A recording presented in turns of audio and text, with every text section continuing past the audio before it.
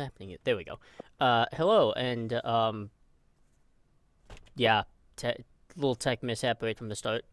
We're good. Um, but welcome to our third episode out of probably 10, of our Star Trek Intelligence final season here. Um, just a note through, we're just gonna kind of speed through this time. I'll do it, backwards, forward sometimes, but for in terms of just quick promotions where people can find certain people, go. Hi, I'm Slay. You can find me on Twitter and Blue Sky at Sons of Warvan. That's me.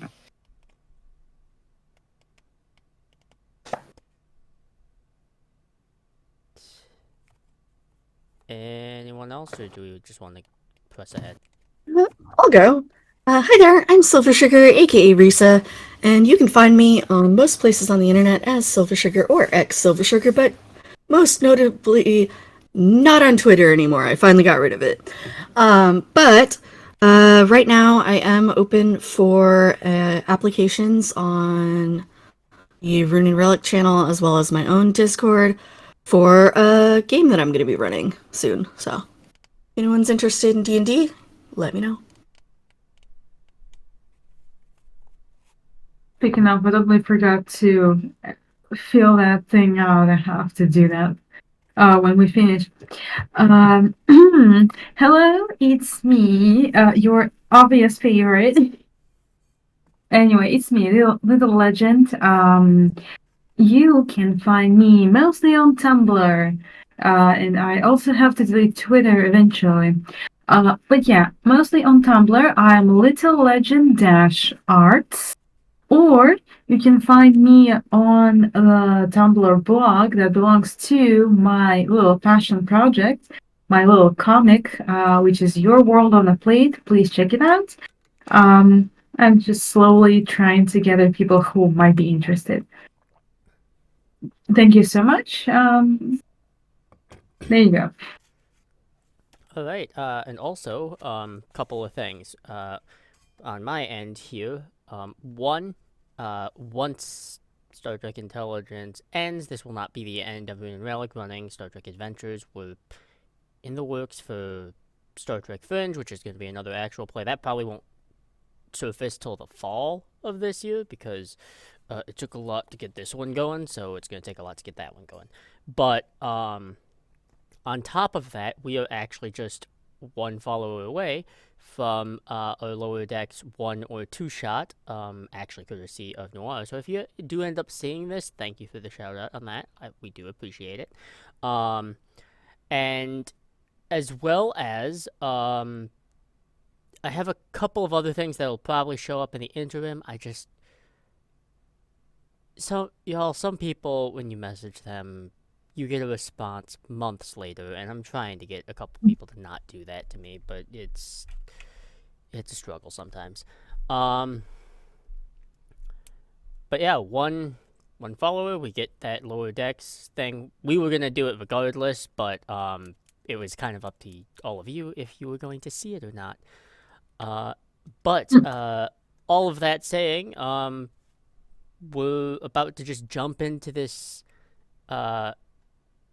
episode of Star Trek Intelligence, and it is going to be stressful, I'm sure.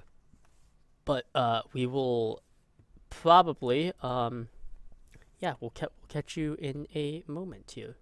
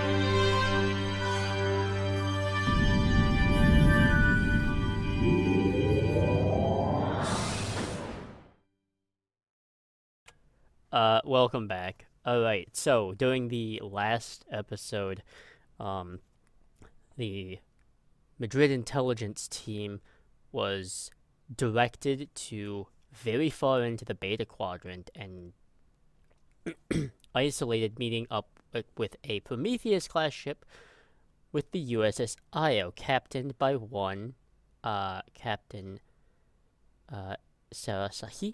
Sahi, or I don't remember exactly what I did for that, but it's been a moment.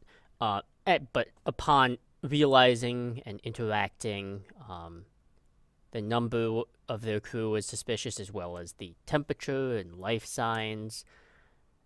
And notably, it seems that this not captain, Commodore, knows the same, knows your crew complement as well. Through some clever bluffing and such, some time was given to kind of come up with a plan, but time is still of the essence, as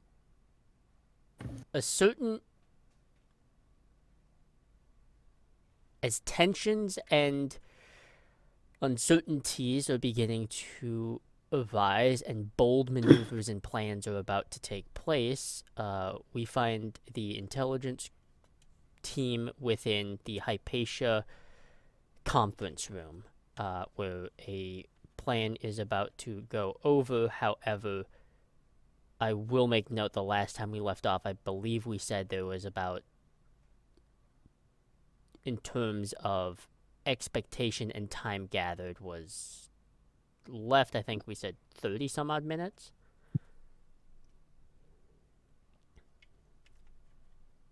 To buy 3 hours. Yes, yeah, 3 hours. That where the 30 minutes go? I don't remember. But yeah, so We had gotten down to like the last 15 minutes before making a call to them and that was when we bluffed for another 3 hours. I see. Okay. Yeah. All right. All right. Given the time frame conversation, then realistically, you probably still have about an hour left. Then, so yeah, you have an hour left, and all of you are in this conference room here, to discuss plans that are about to take place and diversions of plans that are not about to take place.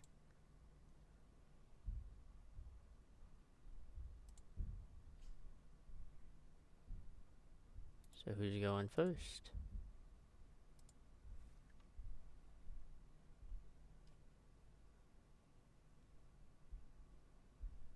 I'm not the captain.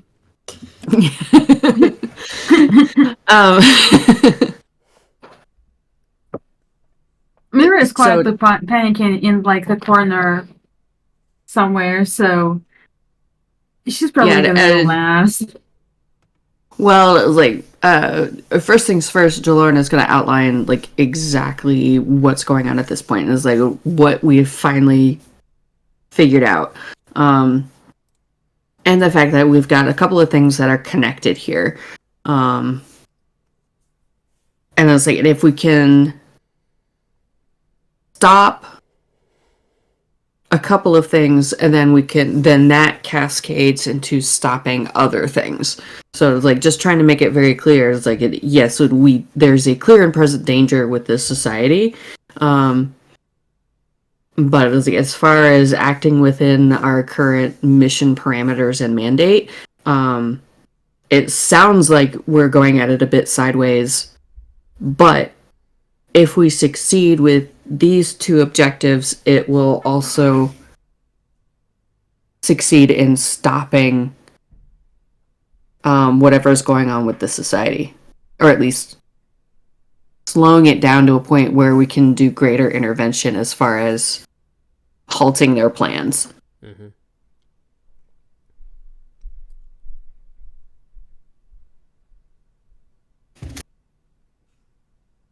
But at the moment, the current thing in front of us is we have two prongs that we have to deal with.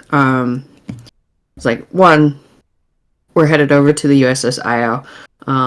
Two, we need to get people down on the ground, or like at least identify where this technology is that they're taking advantage of to spearpoint their plans, as well as like what helped them make this huge leap in technological advances. Mhm. And speaking of the IO, Kana has placed all the feeds that she's been getting from various parts of the ship onto the conference lounge view screen so that Johan can see that as well.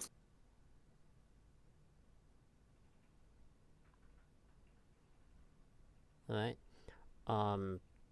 As these plans are being laid out, I believe the mention was, or at least hinted at, though I don't believe it was officially stated yet, with it being Jaloran, Kavai, and Aurelia over to the IO.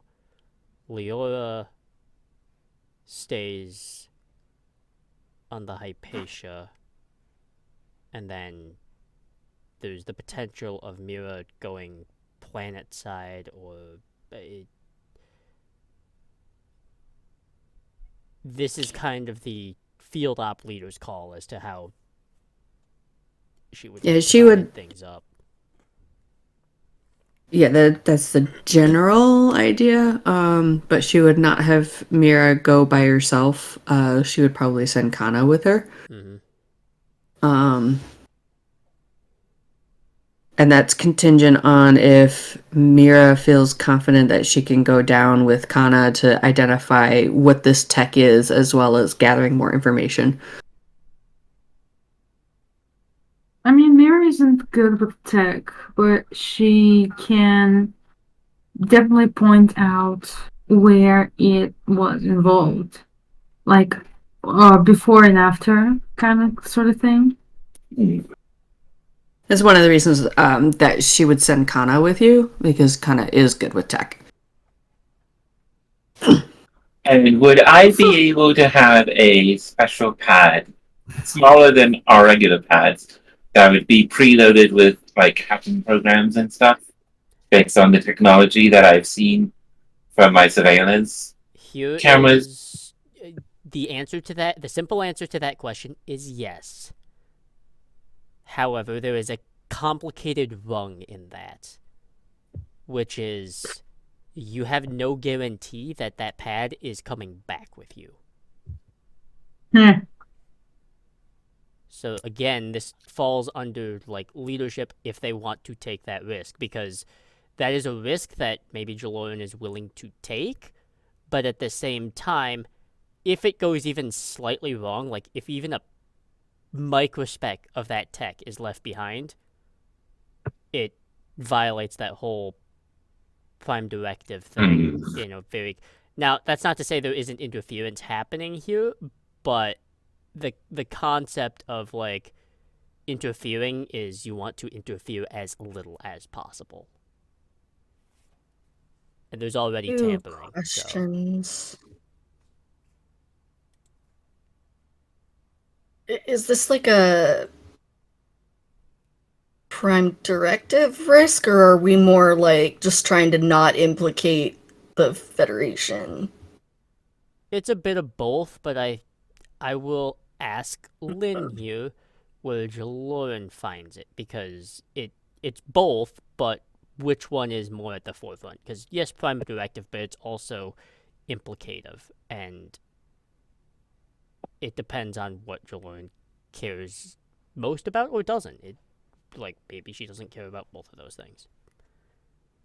At this point, she's putting more emphasis on prime directive, and with a secondary of Federation, because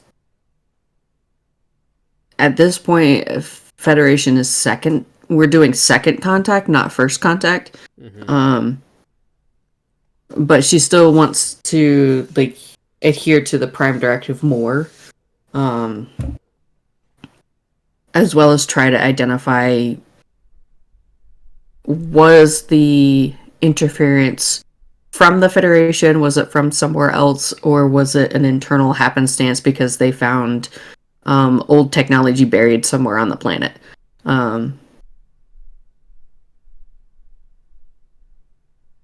Similar to how Iconian gates were found elsewhere. Okay. So yeah, to answer your question, Kana, is again, it's kind of yes, no, but In the time To be that we fair, have, considering they're going down together, if there is like any tech that's left behind or anything that they have to leave behind, Mira is like destroying it personally with her own hands. and Kana would want to set up something to where if she doesn't put in a code for the pad every at a certain intervals, it will reduce the insights to slide if necessary. It's self-destruct in essence. Would it be, GM, would it be fair to say that I have a decent supply of like personal pads at this point that would be like Orion or Vulcan in nature? yes. I kind of look over at Kana very much like a very too long, prolonged stare. Back over to Mira. Back over to Kana. And then I think, like, very uncharacteristically, Kavai will stand up, leave the room, and come back with those pads. And, like, offer the choice between two of them. And just sort of, like, shove them forward on the table. One to each of them. If there's a Vulcan one, Kana will get the Vulcan one.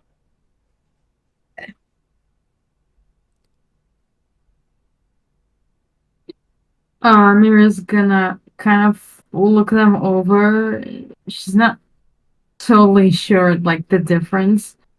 So she's just kind of going to look at Kavai for like Mira would be familiar with both of them just due to downtime, I think. oh she would. Okay. And she's gonna take the ones that she like seen the most. Probably the other one then, yeah. Here is where there is a distinct advantage to both of those.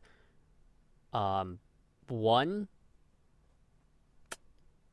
Vulcan data pads, they're really hard to crack, like absurdly so. And also they kind of have the same type of thing that Connor was already planning on doing, which is after a certain amount of time, a specific code has to be put in, or they just melt from the inside. Orion pads have honestly kind of the opposite, where it's fairly free and open. But because it's so open, it's so used to filling with clutter that it would be hard to parse the difference of anything. It is so full of, like, just so many movies and shows. So many. The other one contains yet another backup of said novel, personal novel. Wait, which one is which? Uh, Did Mira get the one with the novel? no. No. Hence that very hard stare earlier probably being more of like a case of I'm not getting this back, this sucks, but whatever, it needs to be done. I'm trusting you with this. Don't read my shit. And Kana just nods an understanding nod. If I need to know. I'm sorry, it's a personal thing. Did Mira read that shit? Ah, No one has read Kavai's personal Good. novels. However, you would know that the pad that you hold contains several folders of every film that we've watched together, along with Aw. like notes on said films. Like, we're not getting into like 3 hour deep dive like narrative analysis. She's not that involved with media. She consumes too much.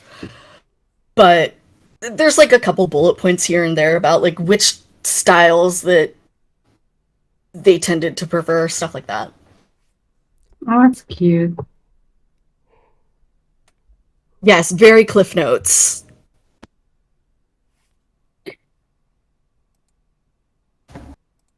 Okay.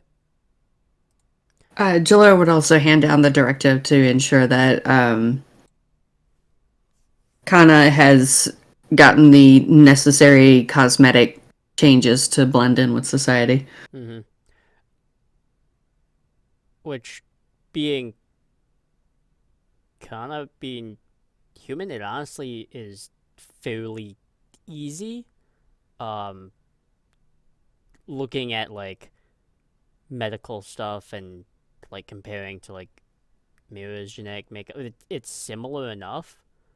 To where it doesn't take too much. In addition to that, though, um,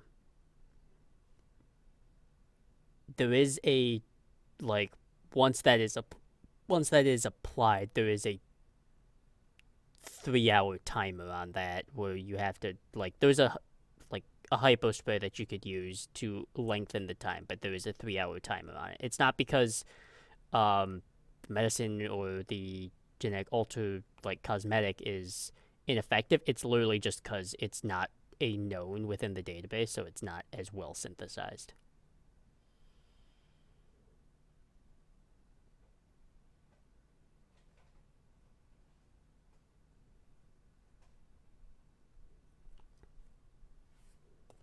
and I assume that Kana's hair color has been changed to as more doesn't stand out or attract attention.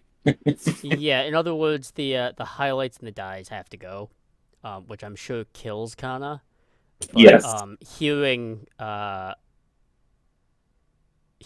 little broadcast that Kavai has heard from these planets, um, any sort of like quotations,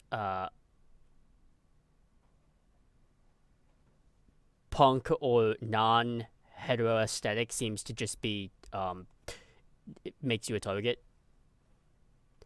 Yep. And so she would go with the safety guidelines and do the whole blandness of the. Yeah, it was like Jillian would stress the importance of ensuring that it's like neither one of you stand out at all, even if it means grinding your teeth to adhere to whatever propaganda you hear on planet side. But it's like to ensure that you're successful in your mission. It's like do the best you can without a hint of sarcasm or sass or like it just. You have to blend in if you want to be able to get at whatever they're hiding down there.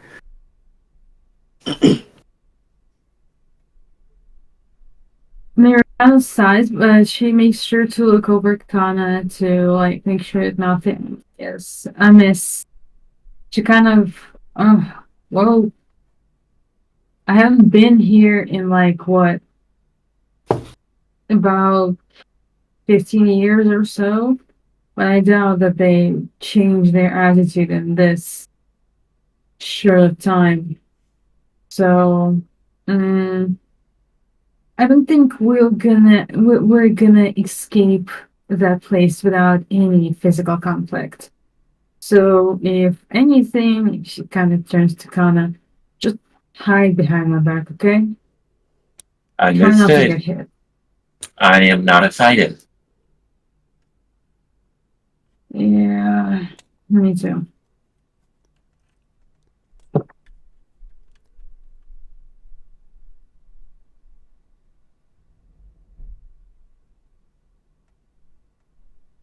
So, We've yeah, already that's been surprised. unfortunate. Yeah, we've already been surprised once with how much things can change in a short amount of time. So I would just tuck that in your back pocket, and assume that anything and everything is completely different from what you remember as a child. Here's a question. Would the captain be allowed to take a personal pad or like a thumb, or the Star Trek equivalent of a thumb drive?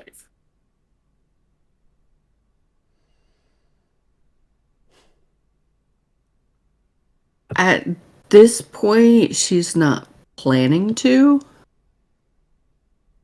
Because Kana now has the IO's prefix codes and everything, and she's wondering if she could program something in the hour that they've got to where, if needed, Jaloran could override systems while on the IO as a surprise tactic. She's already got a plan for that. Okay. Alright.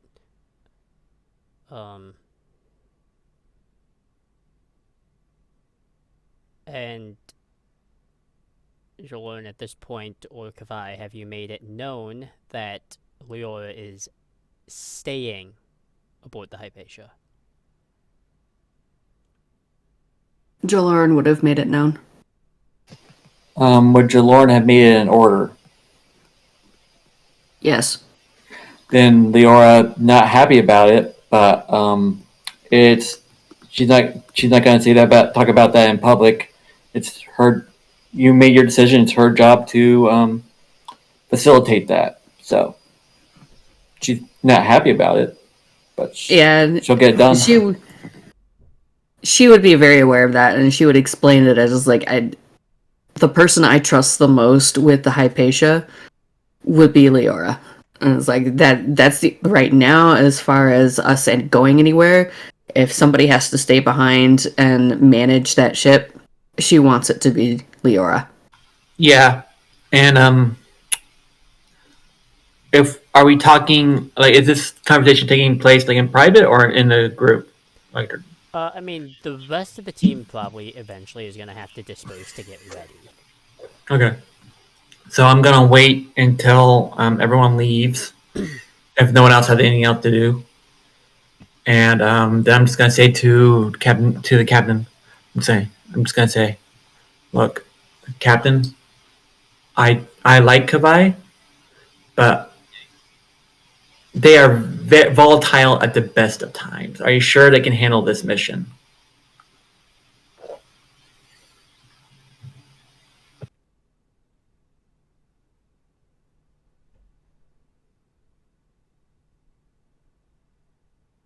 They have a ways to go, yes. But at this point, we need to leverage every advantage we can. And Kavai has an advantage that we can use. This is also this. You're right. I understand that. I just want to say this is also Kavai. I know it was a while ago and things have changed, but Kavai, we also relied on Kavai during a important mission, and she blew us off and they blew us off a bunch of times. They kept running from their escort. Like, if it was anyone else, Captain, they would have been drummed out of Starfleet for that. You know that. I'm aware. But we also have to remember the circumstances. There are things that we do when we are put back in a familiar area that fostered bad habits. It's like we fall back into old ruts very quickly, particularly if we never learned how to resist those habits. We put Kavai in a very difficult position before they were ready. So we have to shoulder some of that, not just Kavai. This will be a very different circumstance. This is unfamiliar territory for both of us.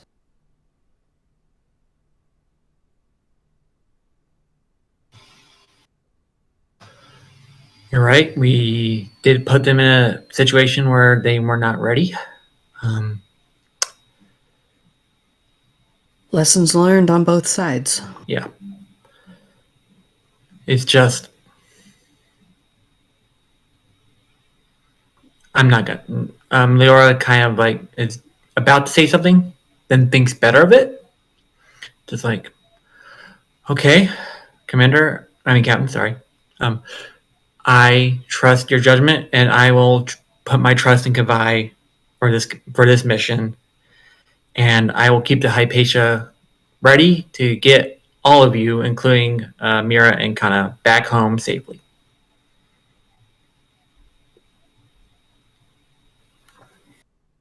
She nods. And the only thing she'll add,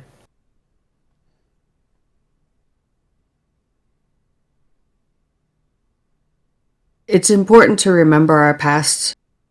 It's important to remember the lessons we've learned. It's also But important. we can't let that hinder them from being able to prove that they have learned. This is their opportunity to show it. Okay.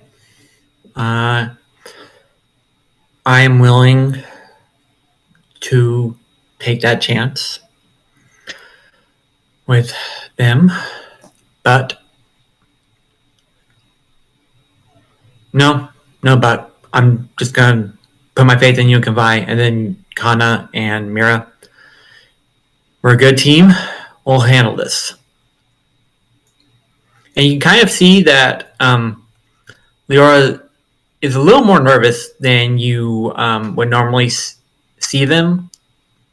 Like they're like I remember mentioning last episode how they've developed like a little bit of a finger tick where anyone who's a pilot knows that their fingers are basically going through evasive maneuvers. Mm-hmm. They're doing that on their side. You can probably see her doing that fairly well. And she looks at her hand and she's like, and she kind of like narrows her eyes a little bit and then stops and she looks back. We can do this. Jaloran gives him a reassuring smile and nods firmly. Those were the extent of my concerns. Speaking of concerns, before another word can exit Jaloran's mouth, there is a message into the conference room from the helm officer on the bridge. I'm sure you're still discussing stuff, Captain Commander, but we are being hailed by the IO again.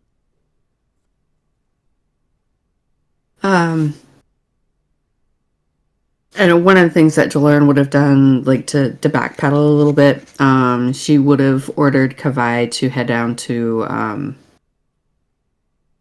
like basically the equivalent of the quartermaster's area, to get a different uniform. Yeah. For the time being. Yep, because and to make sure that they're fitted. 2 questions. Yes. One,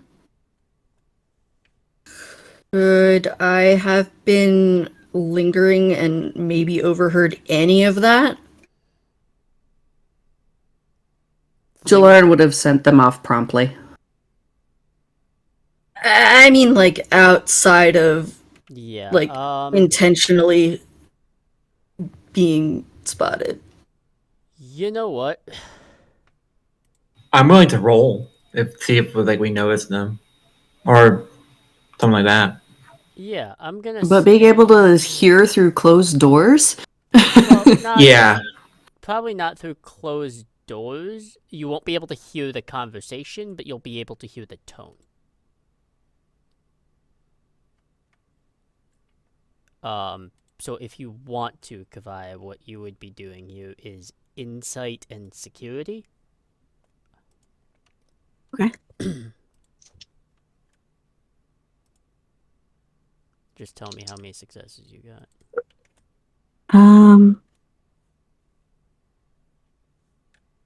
2 successes. Okay. So this was basically a difficulty 0, so you do have 2 momentum here. But so the little bit that you can tell from Kavai is 1, conference room is very well insulated for sound, but you can hear the muffled tone and the sort of courtyard back and forth of a conversation. The conversation does sound serious, Mm-hmm. but you're not gonna be able to pick up on any noise or anything like any actual words. Okay. Then before I go to get a different uniform, I return to my quarters and then loop back around, carrying like a small, carrying like a small little box, and I will loiter until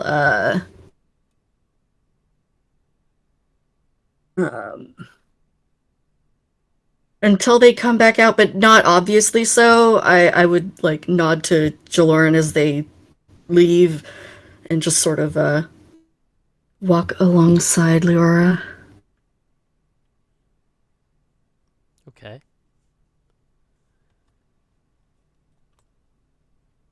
I gotta go down this way, but I wanted to loop back around because I have something for you. You don't have to open it now, but like, just in case this shit goes sideways, you know? They give you like a very lopsided grin, but it is very forced. Yeah. Laura, we'll look at it, take the box, and then hand it back to you and said, give this to me when you come back successfully. I have every faith that you'll do this. I have every faith in you.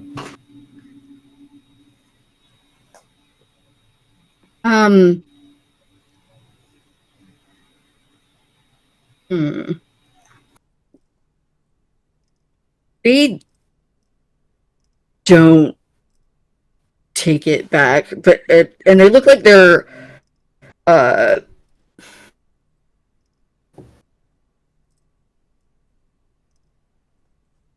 struggling to articulate something. Leora will sort of look at Kavai for a minute and be like, okay, I'll take this. Okay, I'll just open it when you get back. Mm. Are you okay? Oh yeah, uniform. This one was bad enough. Who knew this material could be so, it looks better in media. And they just sort of, like, take a few steps ahead.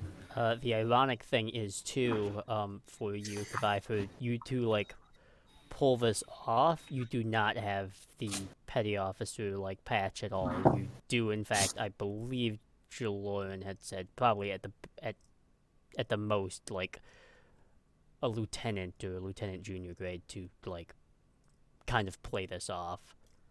So, having 2 pips, though unofficial and not true, probably still feels weird. Yeah, no, they're, like, practically breaking out in hives.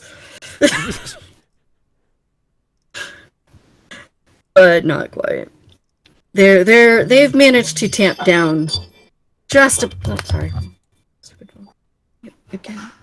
They're basically, like... Actually, this is something that Leora would pick up on. You're not feeling anything from them, and that's weird.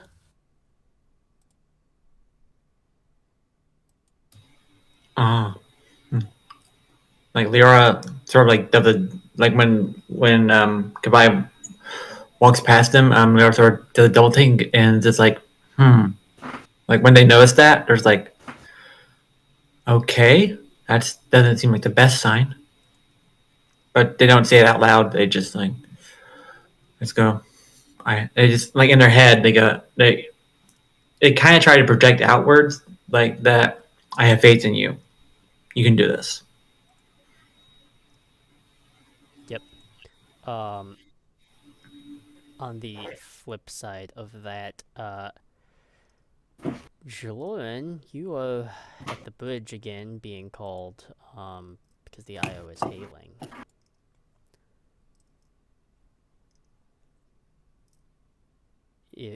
She settles to her preferred position and nods to the helmsman to answer the hail.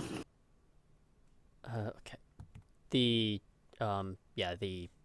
woman that answers, the Commodore, Commodore Sahi, and sort of that darker kind of Iranian type of skin tone, and she kind of looks concerned, but you're not entirely sure if like it's a concern on her end or if it is just a really, really good mask. I know you said you had it handled, Captain, but I do have medical staff that know quarantine procedures and such should you need it.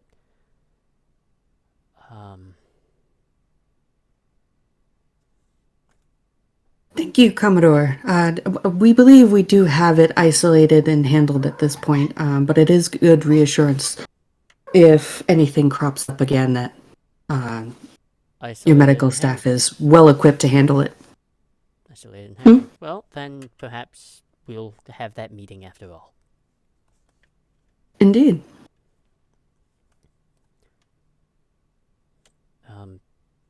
You and your number one then? I will be bringing my number 2 with me. My number 1 will be staying here per protocol. Well, I suppose that makes sense.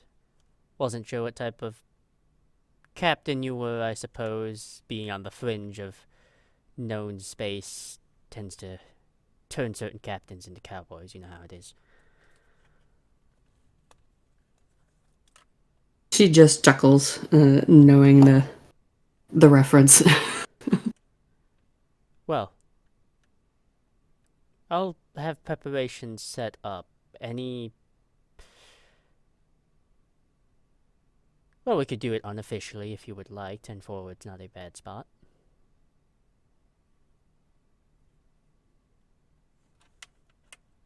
Indeed. Estimated time of arrival, so I'm not stumbling over myself to meet you at the transporter bay.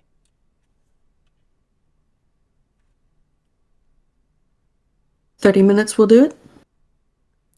See you in 30. The screen clicks off and the helmsman just kind of looks at you with like the weirdest look of like it's forced trepidation. Like he knows he definitely needs to be cautious here.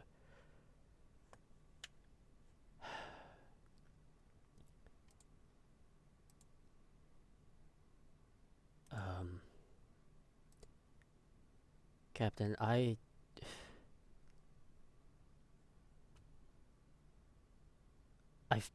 know it's not necessarily my place to say, but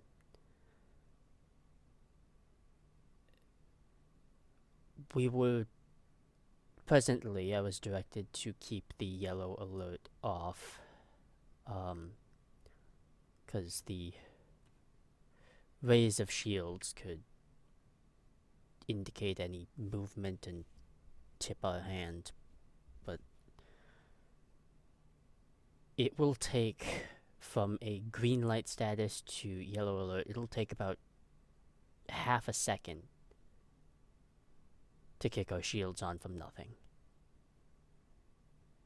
Against a ship like that, if something breaks out, I would be remiss as a fellow helmsman to not point out that there is no scenario in which we will not take casualties.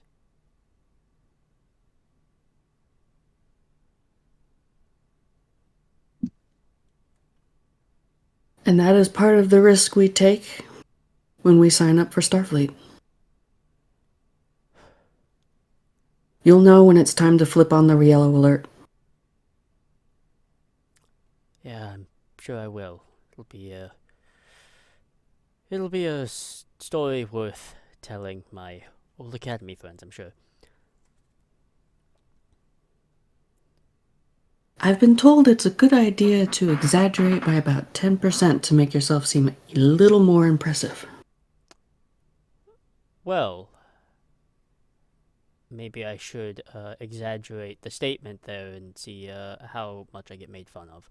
But, best of luck to you, Captain. I know you're about to walk into a hornet's nest. And best of luck to you here as well. I'm expecting you to be able to get us home safe. I will do my best. With that, she makes her way to it. She. Sorry, were we all around to hear that, or just the No, captain? not necessarily, because you were coming through. You probably hear the last little portion of it, because it's kind of like that switch where you and Jolorn have to meet up to go to the transporter bay. Gotcha, I and wasn't Leora sure has what to was take- happening when. Yeah, and Leora has to take Jolorn's position, essentially. Gotcha. And at this point, Mira and Kana would be down in the Transporter already, more than likely.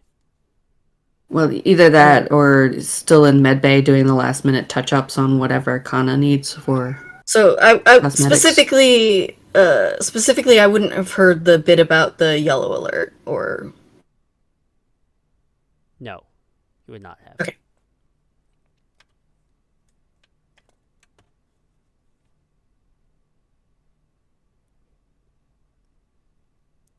Alright. At the interest of saving a little bit of time, the last touch-ups do happen in the medical bay for... obviously, Mira doesn't need it, but for Kana, the first thing you'll notice, because you... Actually, this is a character question that you can decide here, Vance. Has Kana ever been part of a, like, mission that requires cosmetic adjustment? Once. And her supervisor never let her be a part of that again. Okay, so you probably, so in an instance like that, it probably went fairly well in terms of the cosmetics. One of the side effects that you are discovering that this particular cosmetic synthesizer has is it's like that scratchy feeling in your palms that you can't ever get to go away. Oh, the one that you have to bite. Yep, pretty much. Yep. Oh god. That's so annoying. And it is one of those, like, unfortunately for you guys, it's one of those things where it's like, we actually just don't have the time to redo this. Her body posture kind of gives off that tell, like she'll ever so slightly move, like she's trying to use the fabric of her clothing to relieve that itch, and it doesn't work, and so she had the knot between her eyebrows of irritation slightly.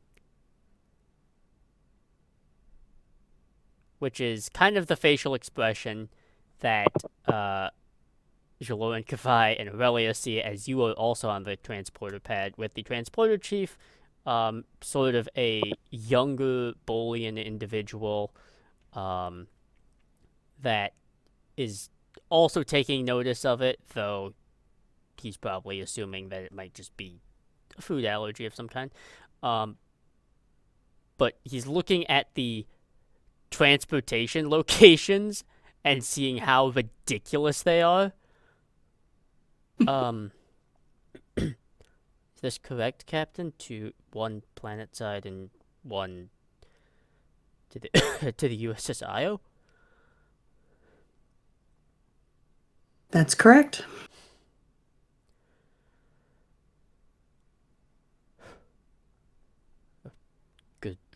Good luck. he kind of moves his fingers up as the transportation happens. Now I have to ask the players the questions here between the two off-ship teams. Which team wants to go first, and who wants to go second? Mira is gonna go first. Okay.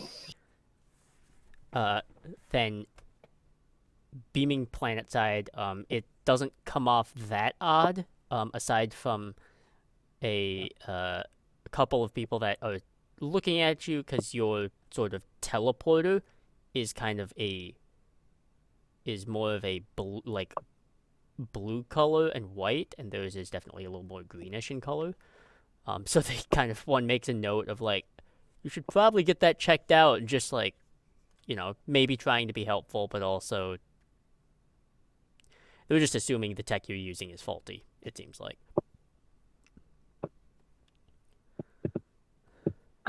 Someone actually says like you should check that out. Yeah.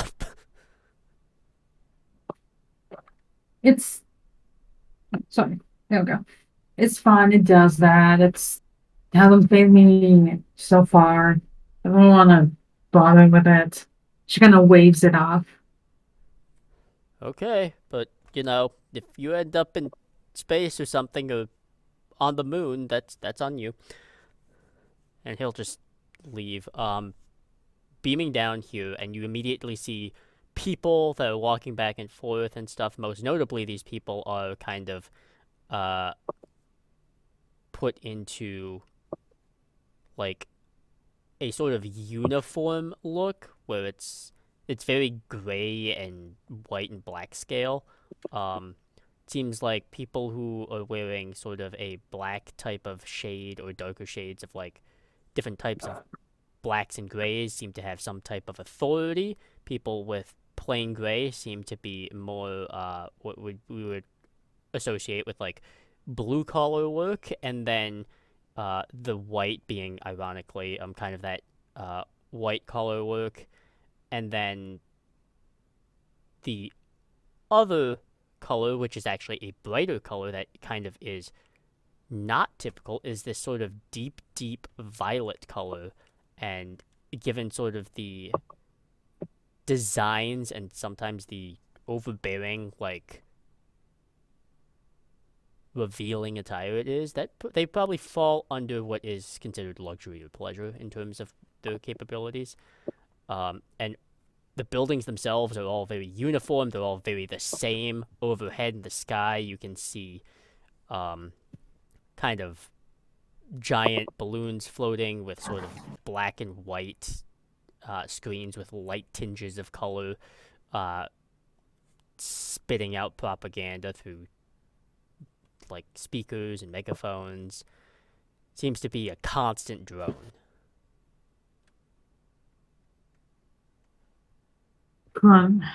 She kind of takes a very like nonchalant pose and continues to wait for the others to arrive. And Kana will try to match her body posture, but there's a reason she doesn't do this very often. Mm-hmm. Jolorn would have recommended that they find suits that match the majority of the population, which sounds like is probably the blue collar grays. Yes. So that, and to help them blend in a bit more. Mm-hmm. Actually, is there, I have to know, is there a sort of style that looks kind of like brutal or more militaristic? Something that would be indicative of a person who is a fighter? Yes. There's kind of like a almost like a suit and like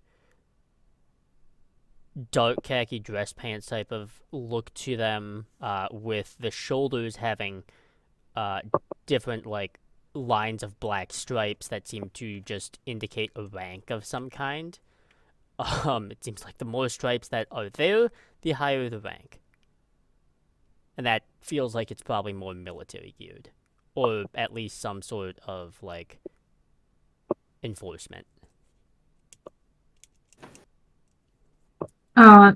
Specifically military enforcement, not police, just military enforcement. It's hard to say. I mean, they could be one and the same here. Okay.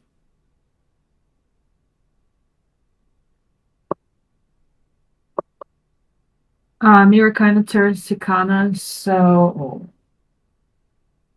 what now?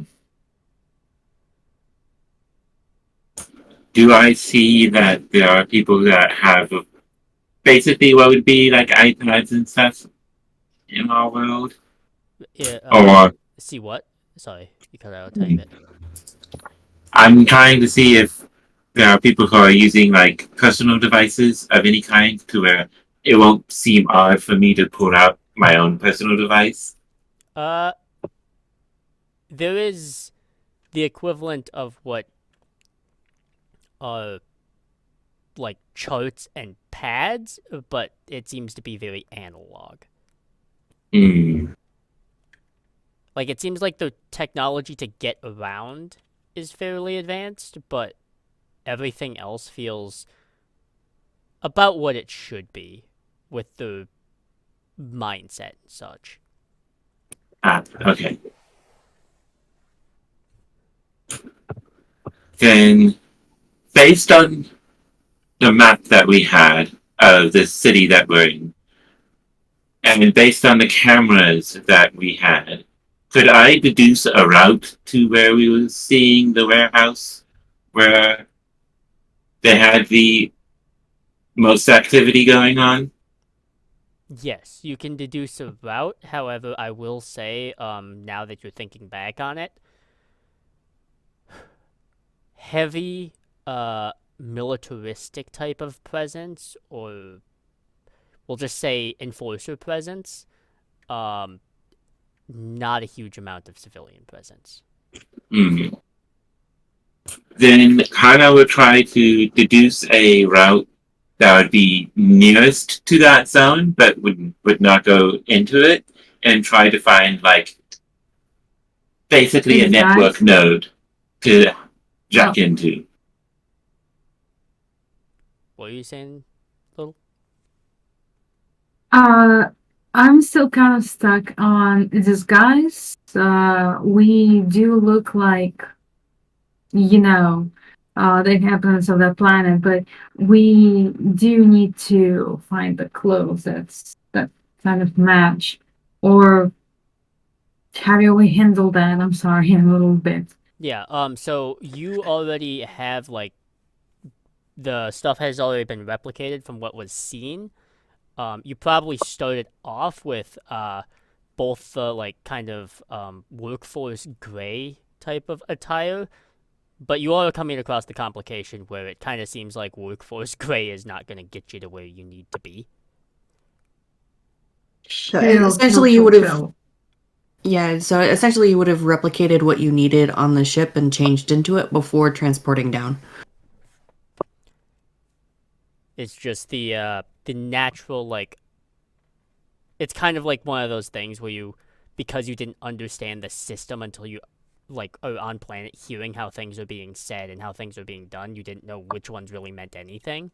You just, likely what happened on the Hypatia was you replicated the most common one seen, which would be the gray one, but also at the same time, that wasn't like a guarantee, which is you definitely need that, like, gray and black, which you do not have. So you're probably going to have to acquire that somehow. Knock somebody out. Oh, that's gonna be fun. And we would have no personal weapons of any kind, correct? No, because you actually you don't even see any type of active weapons on the people aside from, like, maybe what could be converted into a weapon, like a little metal box that what you're determining is kind of like its own form of like a small portable radio or pager of some kind. Hmm.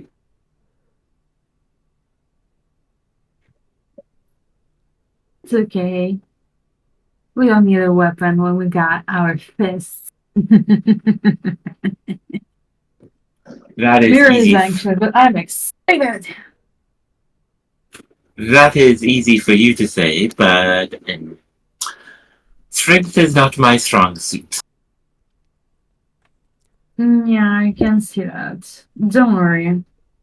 I'll figure this out. There is a Just blaring alarm that happens, that rings 4 times. That is super, like, it sounds like a foghorn going off on the planet for about 3 seconds, before it stops, and the rhythm of people's feet change a little bit, and certain aspects of it get a little quieter. There seems to be less people moving as certain people begin moving off the streets and into different buildings. Primarily people wearing gray. I turn to Mira and go, I suppose we should follow them? if we follow them, I don't think they will be able to leave those places. Do I see like on the houses that the gray wearing people are walking in? Are there any outside blocks? Outside locks? No. You know. Mm-hmm. So like nobody can actually lock them from the outside. No. Hmm. A lot of the buildings that they're going into definitely don't look like houses, they look like places of work.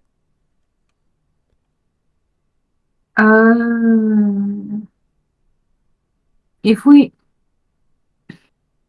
it's easy to blend in on the street, but with people just piling into their place of work, they would know people who work with them here more intimately. They will notice us, and it will be harder to get out of these buildings when we'll be kind of a part of this working machine. So I think right now is the perfect time to grab like 2 of the enforcers and change our disguise a little bit. Question. Do I see any alleyways that we can duck into while everyone else is going into their places of work? So the answer to that question is yes, but they are the most sterile alleyways you have ever seen. There's no crates, there's no boxes, there's no newspapers, it's just like open alleyway space. Any doorways or anything? I mean, into buildings and stuff, but that's similar to like places of work and buildings that you're not entirely sure what they are. Could Mira and I duck into one of these alleyways and wait for like a patrol of 2 enforcers going by? Yeah, absolutely. I have another question. Mm-hmm. Are there any portable toilets? Yeah. Probably. Like, this is even more perfect. Listen, there are no cameras in portable toilets. They I will would not hope watch your not. shit. So, should I be bait for you to take out 2 of the guards?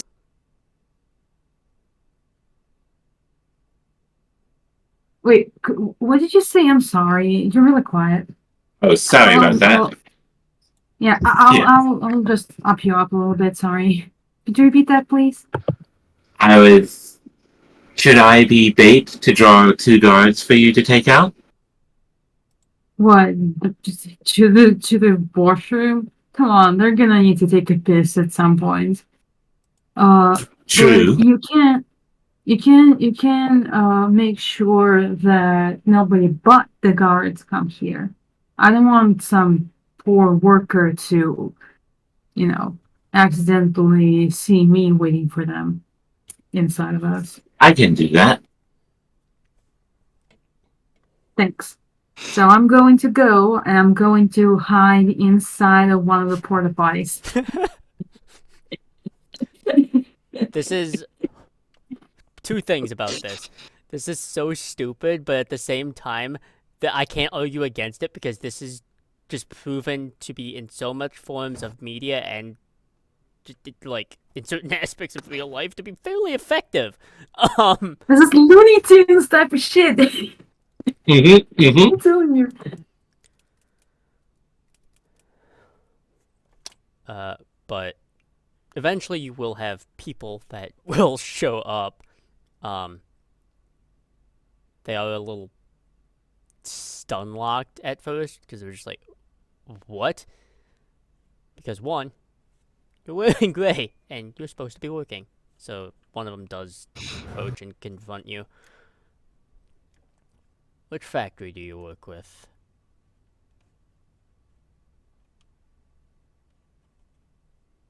That's you. Is that to me? To both of you, honestly. I'm hiding in the porta potty. Okay, so it would be Ghana then. Which factory are you with? You should be working right now. I had to take a leak, indicating the porta potty. Mm-hmm. I assume you're finished, so back you go. And I will give a knock on the porta potty as I leave. Okay.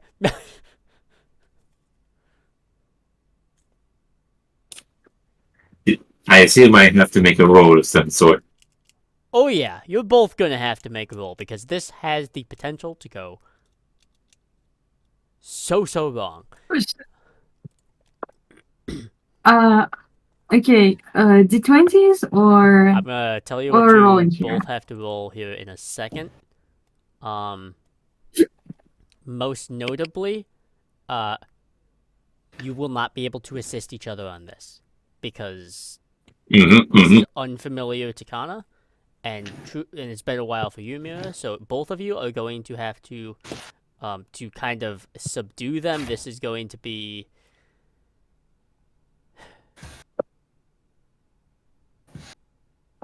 fitness security. The difficulty is going to be 4 for each of you, and I will spend 5 points of threat here. Oh boy. Okay. Yeah, fitness 11, hearing 3. You both, just so you know, there is 2 momentum available. Oh, that's nice. Okay, so if it's okay, I'll use one of those momentum to buy a die. Mm-hmm.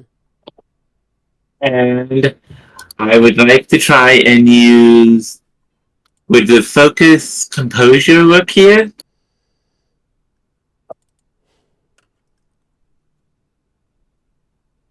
Walk me through that, because the answer could be yes, but it could also be no. She's trying to pass off that she's an average worker, and I don't think it would quite work that well. I'm gonna say no then. Yeah. So, could I use a value? What's your value that you want to use? Peace is fleeting and must be protected? Maybe?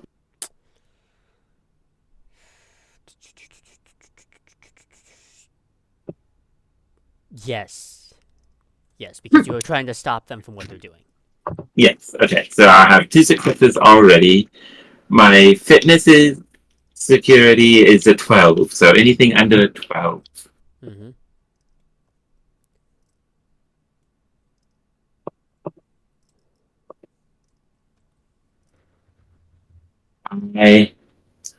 One success and a 16 is a complication, Yes, correct? it is.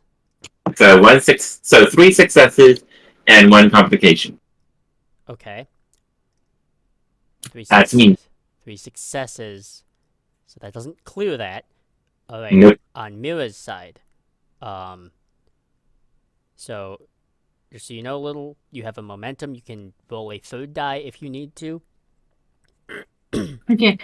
I am going to because I need that a lot.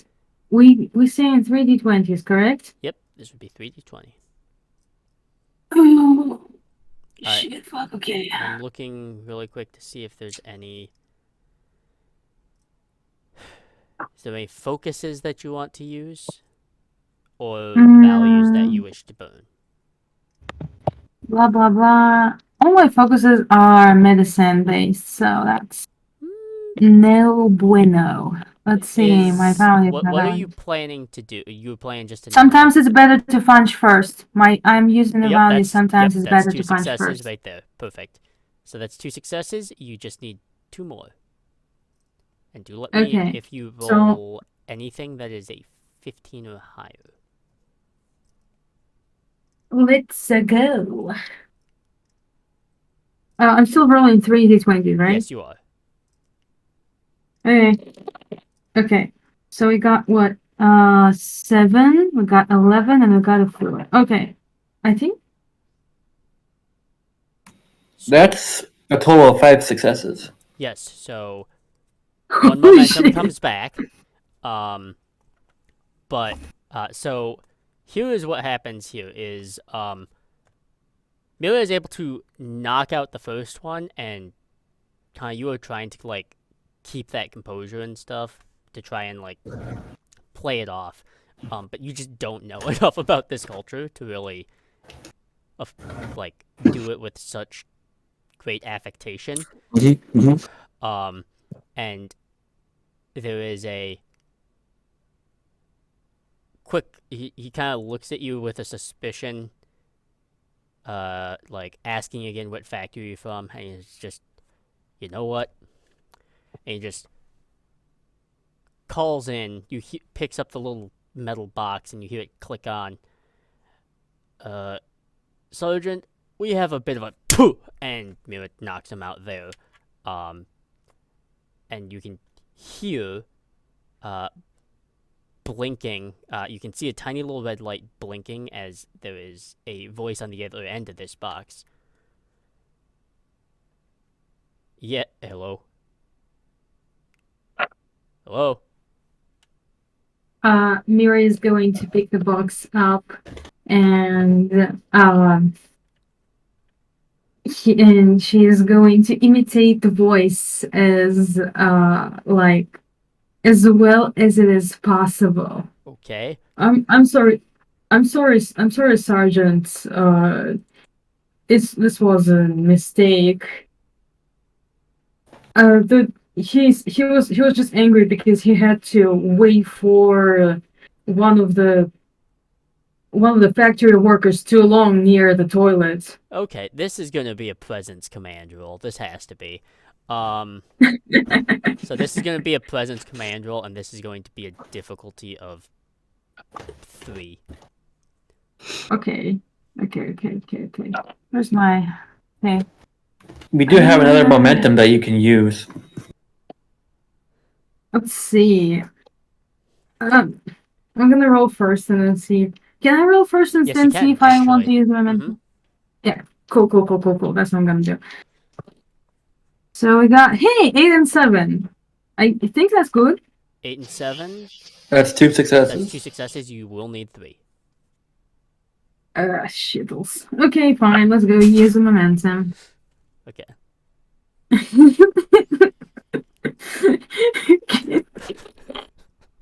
Oh, fuckles. 19. 19. Okay. As you kind of pick that up, kind of stops for a second as there is no reply from the voice before it responds with, I'm gonna give you exactly 3 seconds. Who is this?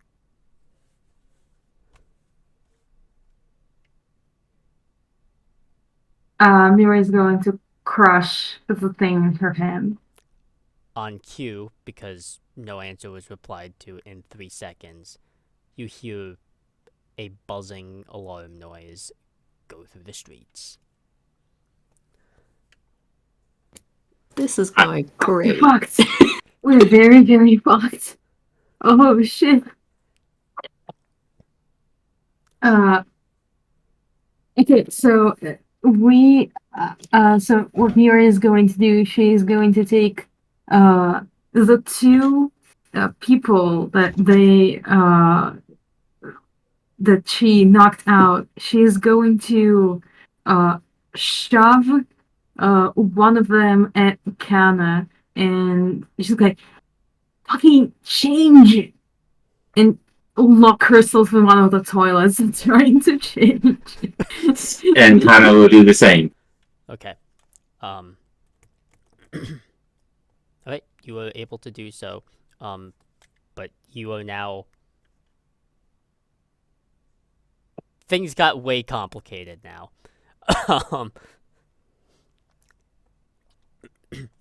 As you see, different types of enforcers, with more, like, thicker stripes on the shoulders, and carrying something similar to, like, phasers, it seems like, but it seems more rudimentary and mechanical.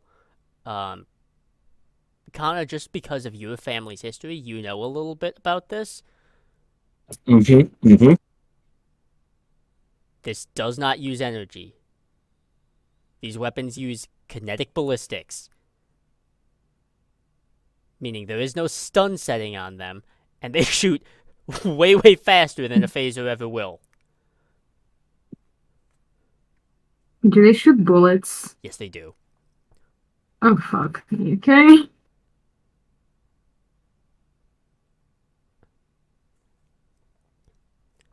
Well, wait, are they just patrolling or are they specifically like coming to us? They're searching for the last, like, they know where the patrols are, so they know something's up in this area. I will say the weapons that they are carrying, think of like a shortened version of World War II's like M1 carbine. Like a much compact version of that, but it's similar to that. As they kind of begin fanning out and such. For, you've changed and stuff before, to kind of make note.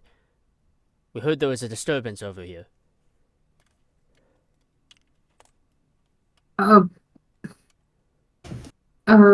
Mary's going to walk out of the toilet. She's going to flush very pointedly.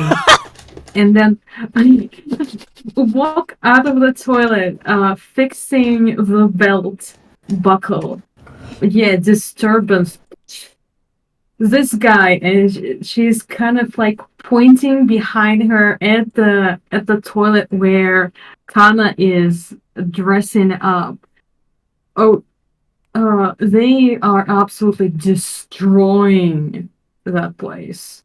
So Could I make it sound like it's happening from both ends? Okay. Oh, please. Alright. This is ridiculous, so I'm not gonna RP all of that, because that's insane. But, there is one thing they are going to note on your end here, Mira. As one of them does kind of not seem to be buying into that, and pointedly looks at you, Mira, squinting their eyes. Where's your talk box? And you would note that's probably the little metal cube. But we're gonna go to the IO now. I have the perfect reply. I'm so waiting for you to return to me. I'm sorry. Beaming aboard the IO, though, with Kavai and Jaloran, the Commodore and a two-person security detail seems to have accompanied her to the transporter room.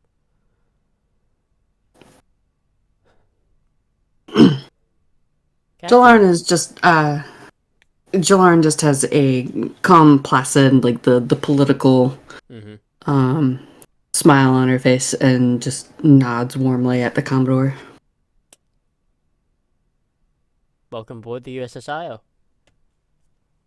Thank you, Commodore. Have you been aboard Prometheus Fine. class? She kind of walks and motions to follow. Trying to remember. I have not, Commodore. It's like, and as she moves forward to join the Commodore, she swings her hands around so that she's got them behind her back. Mm-hmm.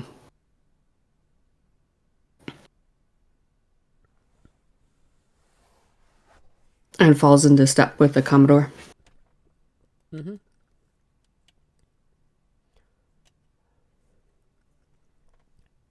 You know, I find it rather surprising that you were a little insistent on bringing your pet with you.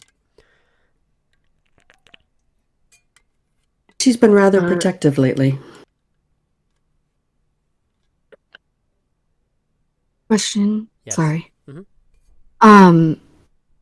What?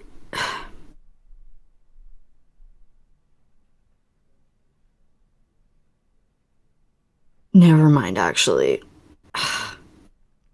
I don't know how to phrase it. Jalaran would have coached Kavai ahead of time, how a second in command, like you would follow at this Not pace, worried you would be about standing in that. this. Yeah, but it's like, but knowing that Kavai has not done that before, she would have given her a couple of pointers real quick, as far as what the Commodore would expect.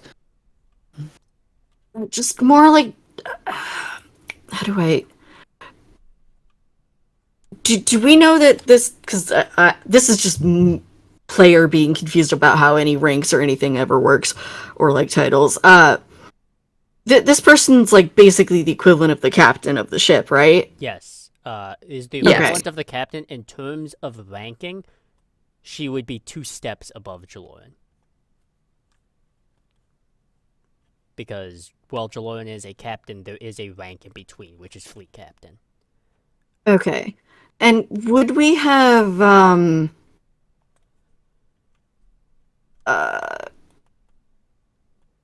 gone over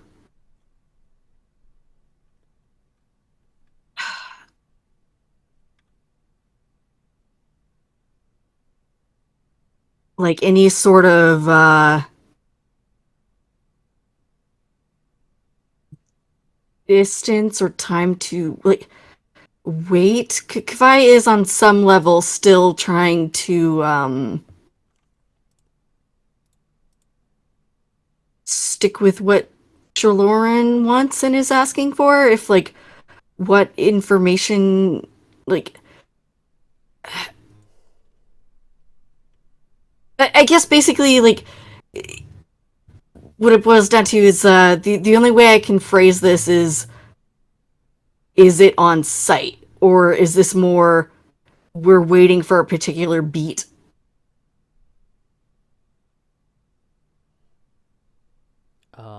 That's kind of up to Jaloran, but from my understanding, it feels like it's more of a get a quick read on how difficult this is going to be before acting. Hmm. That's my interpretation of it, at least. It's like at this point, yes, and it's like it's not going to be on site. We're waiting. Got to get a read of the situation.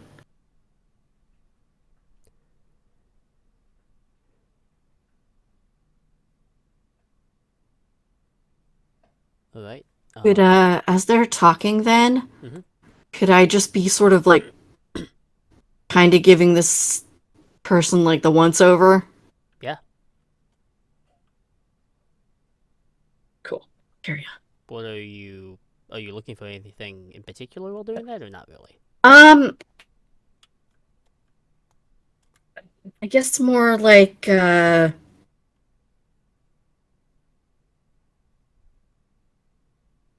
It's like they're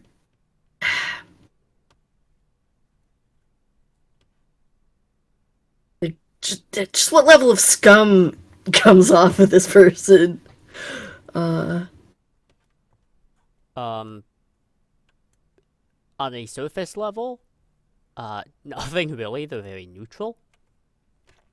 On a sort of like an instinctual level, because you are somewhat like telepathic and empathic, you can definitely get a feeling. This woman is playing from.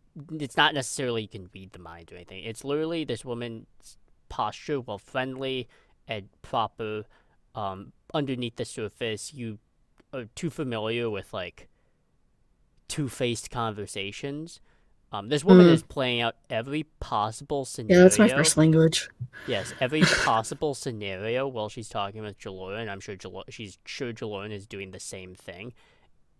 Every possible scenario in which if Jaloran chooses to do hand-to-hand combat right now, what type of scenarios are likely to occur, and how many times in that scenario does Jaloran end up dead, and does she end up dead?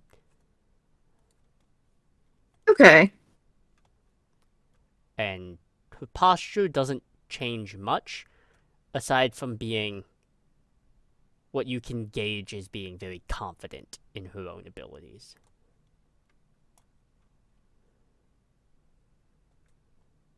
I definitely sit on that then. And, yeah. Okay. Before, Thank you. kind of walking through the halls to the supposed 10 forward and such as Commodore is talking. You know, it surprised me, Captain, that you, understandably with protocol, but it does surprise me, and I mean, no offense to this, I merely find it surprising that your third in command is Orion heritage. It's not heard of very much in Starfleet, aside from a couple notable names.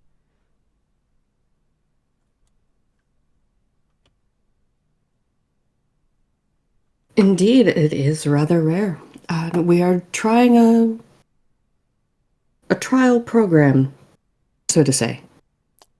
You're definitely a more open-minded captain than most.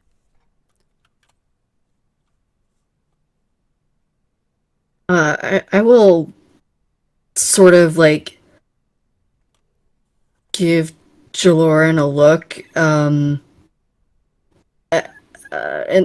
sort of make like a half step forward with like, just like a clearly about to say something.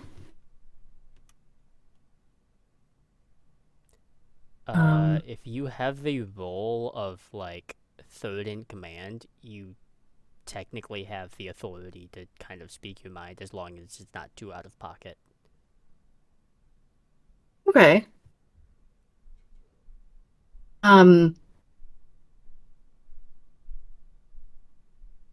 Then sort of simultaneously, like just very much keeping in tone of the conversation, especially because I was brought up, you know, I would use the opportunity to introduce myself and take that step forward, and you would have the opportunity to, if you would like to, stop Kabai from reaching their hand out for a polite, nice to meet you type handshake. That this would be your opportunity to do so.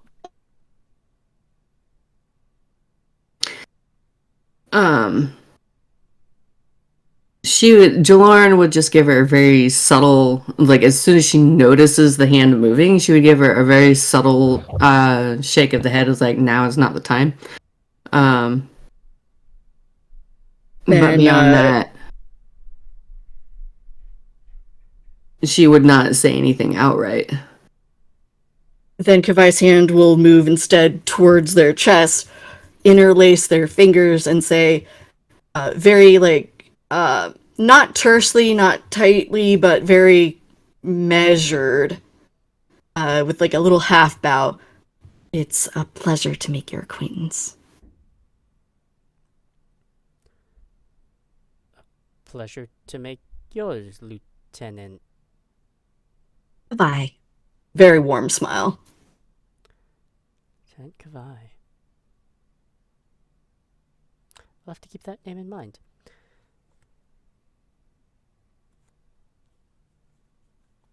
Well, here's 10 forward.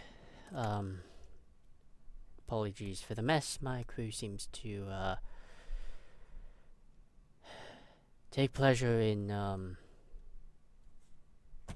after-hours extracurriculars. Jaloran just does a half shrug at that. It is what the 10 forward is for, yes? Yeah, well, your ship has 8 decks, so I'm guessing you don't have to deal with this shit.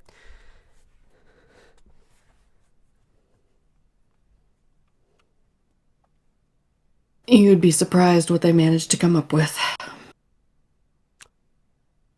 You know, I find that more horrifying than what I'm dealing with.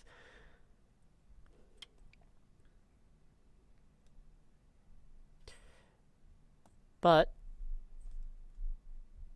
kind of steps behind the bar. Can offer you any drink of any kind, or shall we get the whole meeting set of who's doing what with this mission? Apparently there seems to have been some confusion within the upper brass of who was spearheading the mission.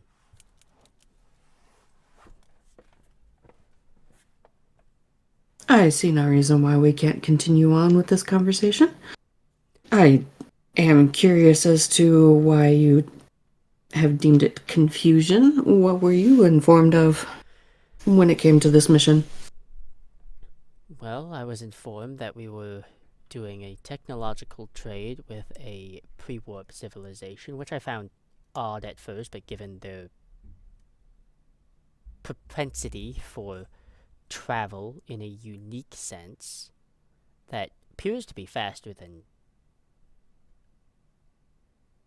Slipstream, and given how instantaneous the tech seems to be from what we've observed, could honestly rival Transwarp.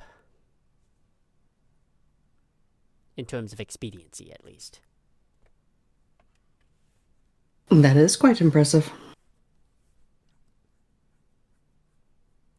What have you been able to determine as far as how this tech developed?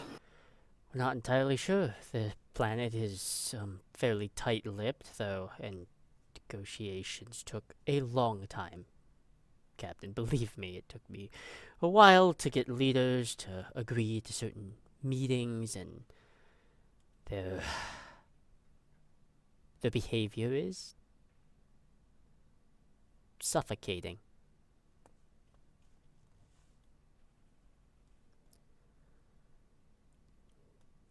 Interesting word to use. You're an intelligence officer, Captain. I'm sure you've already done some observations of your own, and in which case I don't think it's an interesting word to use, aside to say more of an accurate one.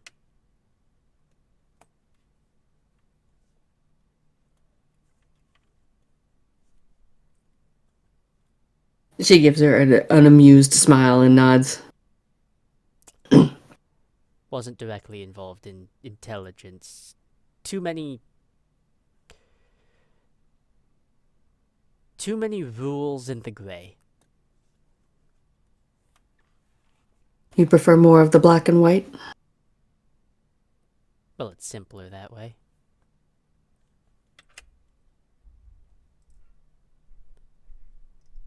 And at least very clear-cut as far as what is right and wrong. True, and I enjoy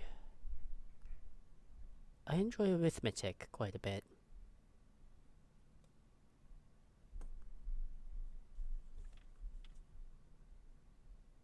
Things like statistics and probabilities, I find them fascinating.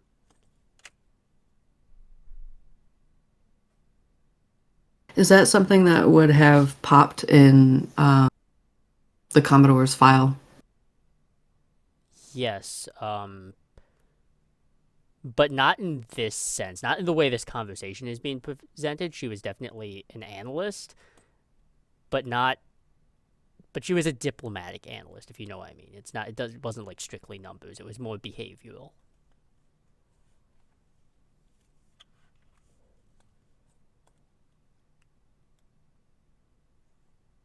The way she's coming off feels just a little bit colder than diplomatic. Yeah, and it's like, and likely a misinterpretation of what analyst is. Mm-hmm. I'm assuming. Yeah. Mm-hmm. If you had your choice of profession, what would you have gone into? Oh. You know, the Daystrom Institute had an interesting think tank at one point, and I did have a few people suggest that I would excel there. Still might, but I have to complete my tenure here. Indeed, something to consider for the future. Yeah, well, this is my future right now, so. And I'm also. Forgive me, Captain, I'm just curious about a question that I have to ask because it intrigues me so much. How does a Nova-class vessel get out here from Earth so fast?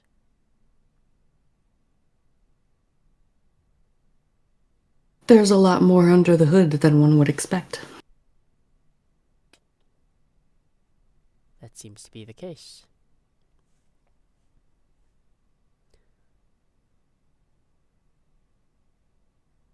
Well, at least you can operate with a with a crew of 56. Impressive. They must be very, very dedicated to their jobs. And highly trained. We run drills frequently. Seems to be that way. We run a lot of drills here, and we have to make do with our vessel here as well, because Prometheus operates with the most efficiently with a crew of 212. We saw that you're carrying only 117. Well, that's the thing about holographic synthetic. It performs the tasks we need.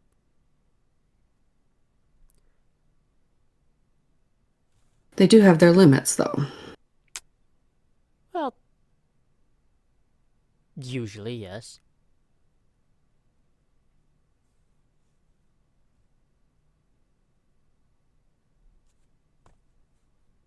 How have you managed to get around their programming to stretch their capabilities? We just used older programming and not the recent restrictions that Starfleet put in place.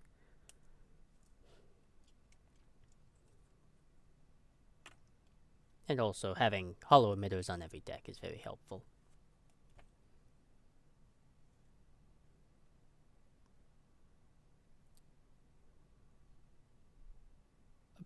I'm bragging about my ship. My apologies. We came here to discuss how we were going to fairly divide this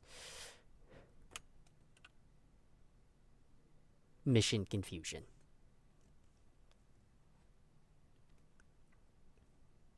And what do you see as a fair division?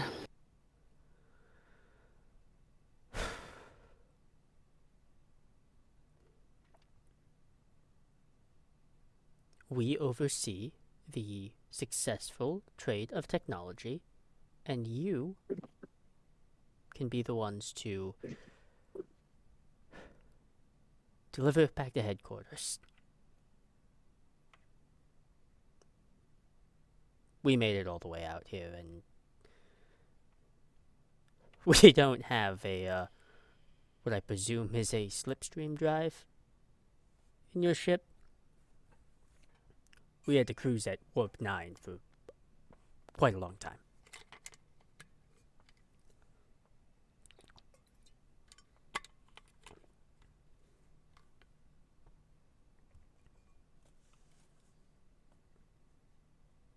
Okay. Player is trying to remember if we were told that there even were any other ships out here. Or if the impression we were given is that we were the only ones to be out here. There were other ships at Narendra that were scheduled to deal with it, but you were not, like, told directly that there was going to be a ship out here.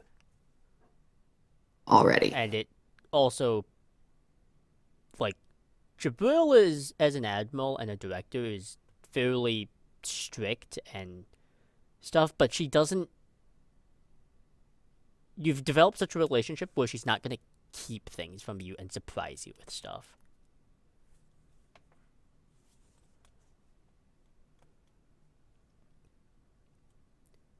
So it was a genuine surprise to find a Prometheus class out here already, because it's like, as far as we were aware, that like there were no other Starfleet ships out here Right. already. And in addition to that, I will say something. I don't know if you, Lynn, caught this, but I feel like Jaloran would. She said cruising at warp 9, which in Federation and Starfleet terms, in this time, cruising at warp 9, not legal under Federation doctrine. Cruising has to be at warp 7. Yep.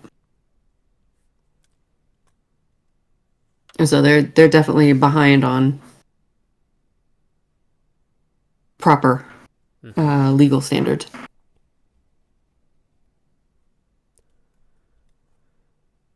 Yes, I did catch that. And I was like, 9, really?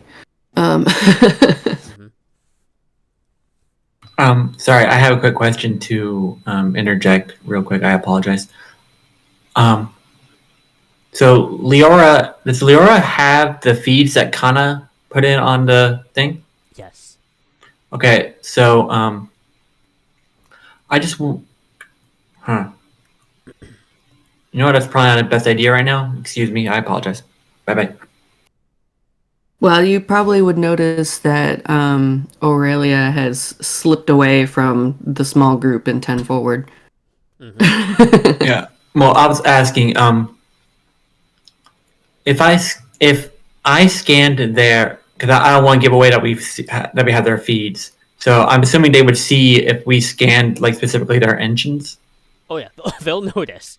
All right, could with Leora's piloting background and stuff, and like they know a lot about ships, would it be possible for them to know how worn out their engines are? Because cruising at warp 9 like that is hard. Like if the Commodore is telling the truth, but yeah, you would be able to make note. One of the advantages of the Prometheus class being a multi-warp vector vessel is one, yes, it does put strain on their engines. However, they have what is called a quad redundant warp core. So, yes, it puts strain on them. So, making it back, no, they won't be able to do like the maximum warp speed.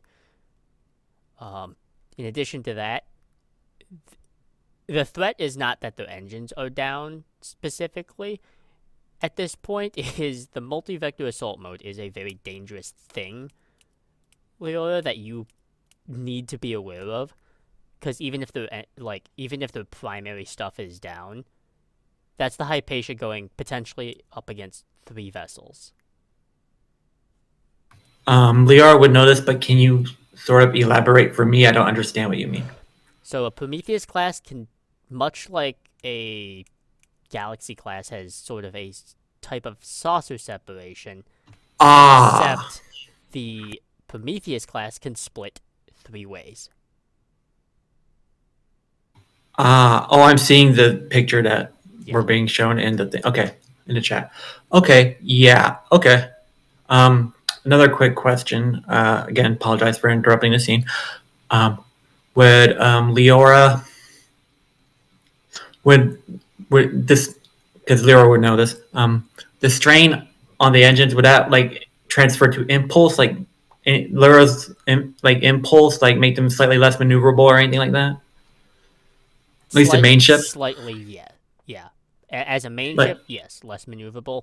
As a split vessel, hard to say because it would depend on like.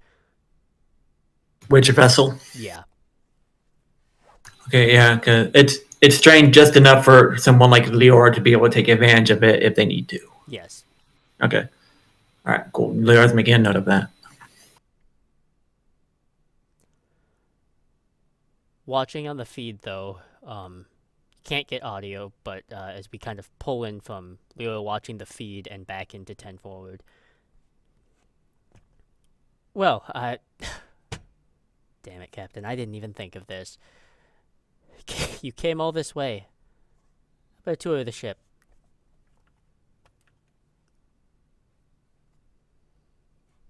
I've never been on a Prometheus class before, so a tour would be delightful. Oh. We'll start with the bridge, I suppose. No better place. Couldn't agree more.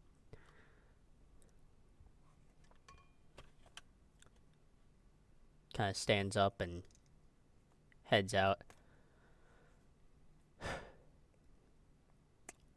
And do be sure to retrieve your pet before you leave.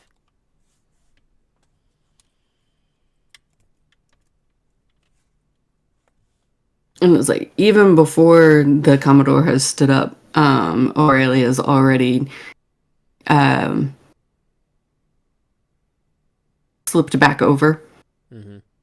and just kind of quizzically looks at the Commodore. And it's like, in big wide eyes, very innocent. It's like, what do you mean? Yeah, I think, though, Jaloran, you can tell that she can kind of tell that there is more going on here at this point.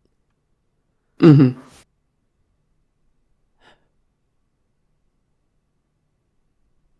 Well,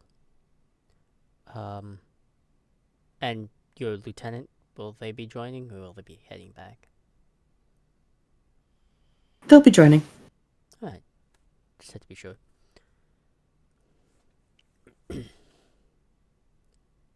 Are you sure you don't want anything from Ted Forward? It's not synthahol. The IO? I'm quite positive. Well, made the offer. There's a 42-year-old Andorian whiskey if you want it.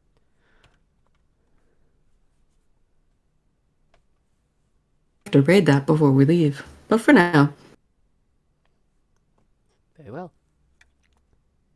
As she steps through the threshold of the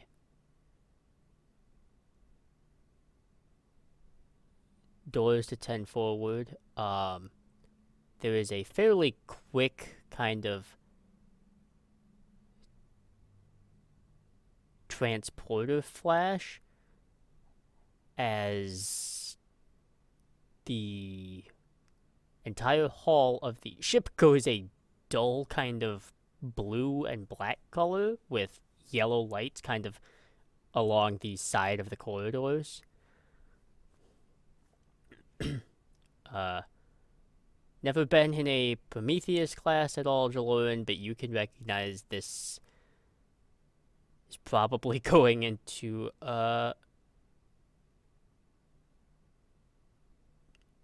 Vector class assault mode. Specifically, allow you a chance to try and mess with this as quick as humanly possible, but you can feel a quick scan through 10 forward. The likely plan that they are going to try and do here, Jaloran, is divide the three of you on 3 separate sections.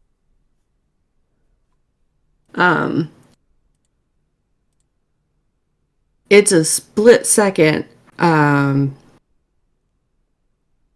the moment the door opens, before they've even moved towards it, Aurelia has already started doing a series of clicks and whistles, which would she's basically issuing commands to the ship itself. Okay.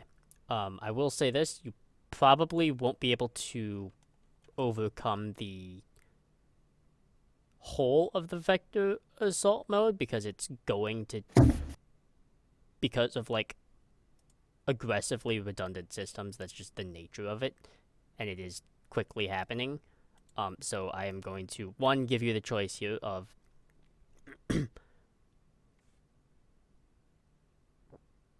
two of the three options. So three of these things. It could have been three things taking place. You can cancel out two of them.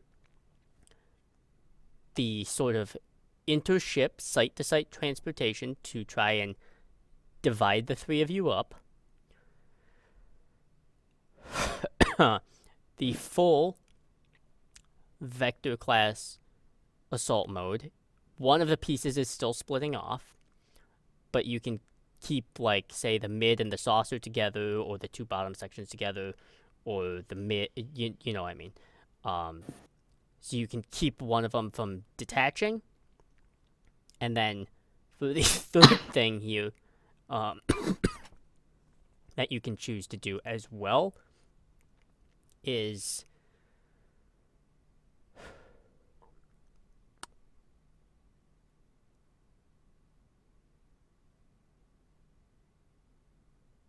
yeah, because that's something that can happen relatively fast as well. You can also choose to mess with the environmental controls. You don't know which direction is going to be the most effective, though. Out of those three options, you can have two of them.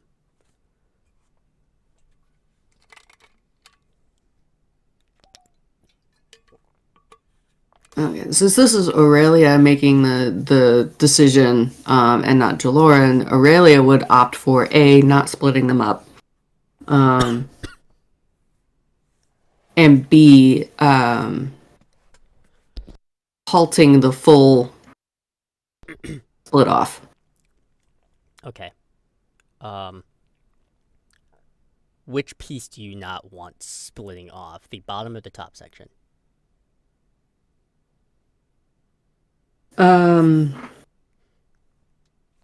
Bottom. Okay. All right. As that all happens,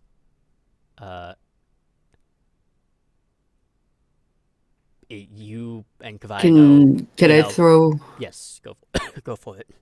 Can I throw one more thing in there? Yep. One of the things that Aurelia would have done when she split off is she would have issued the command to transfer the command codes. So the Commodore would find that she no longer has command of the ship. Okay, the command codes are gone, but the general speak is there. Okay. Because that's something that she would have been trained to do is to switch commands to Jaloran. Yes, that's fine.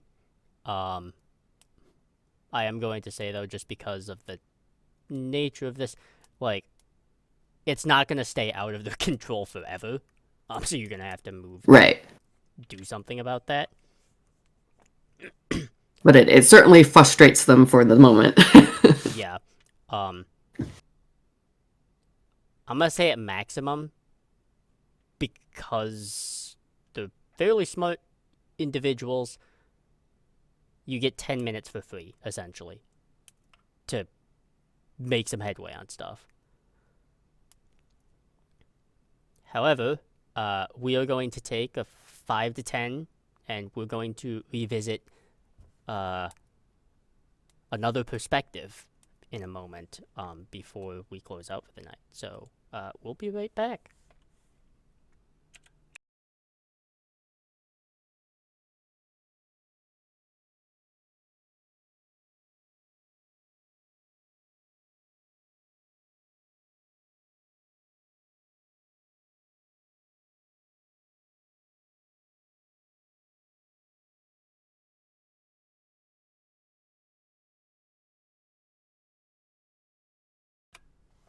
All right. Welcome back. Jumping right into it. As stuff goes wrong everywhere, forever, always. Back on planet side, with Mira and Kana, the particular enforcer asked Mira where their talk box is. You better have a good explanation.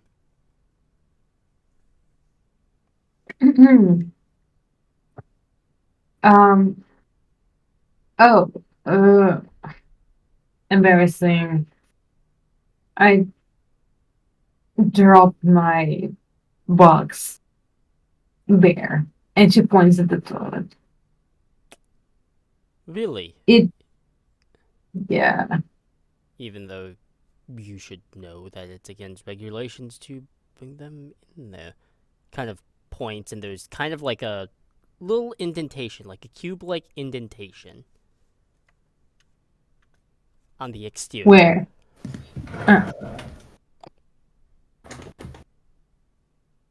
I told you it's embarrassing. I accidentally bumped into the wall. It fell off and, well, into the flushing toilet.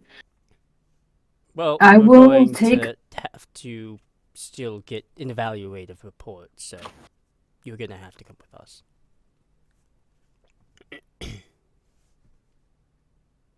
How many of them are there? There's about 10 of them, Oh, shit. and they are armed.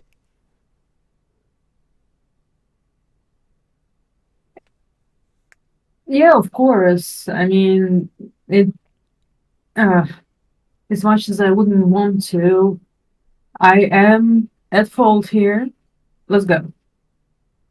And she is going to like walk towards them, trying to make sure that they leave without like Kana is still in the toilet, right? Yep. Still Still. Yep. dressing. Yep. So she is going to try and lead them away from Kana. Okay. Don't worry. It's not a long process. Should only take a couple hours. No, fair enough. I know all the procedures. Oh, good. I fucked up. I get it. Let's go. Two of them will be following behind you.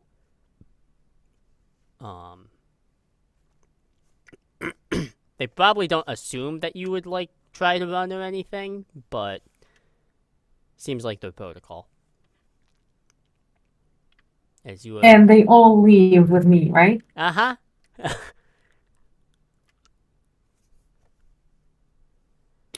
And I Okay. assume I hear them leaving. Yeah, you hear them leaving, and by the time you exit, Mira is really nowhere to be found. Good luck. Oh my god. Now we split in four groups. Good luck, my god. I'm so specifically Guardian. Oh, it's having so much fun. It's a good I thing Lauren doesn't know what's going on right now. Yes. Jolora is is going very- to have a heart attack reading this mission report. Oh, if Mira survives, she is going to fucking like tell this story to people drinking at a bar. Oh, God. Uh-oh. You're screwed, Jaloran. Alex never gonna let this shit go. I go back into the toilet and bring out my Vulcan pad and see, because I assume we have our communicators discreetly on us. Yeah, probably. So, and I would have Mira's frequency that I can track, correct? Yes, you will be able to do that. So I will overlay it with a map of the city that we have and see where I can find out where they're headed. Okay. They are heading what looks to be what you can assume to probably be a military compound of some kind. Oh. And I assume the two that we stuffed in one of the toilets, they were not armed as the others were. Repeat that again? The ones we knocked out, they are not armed in any fashion, correct?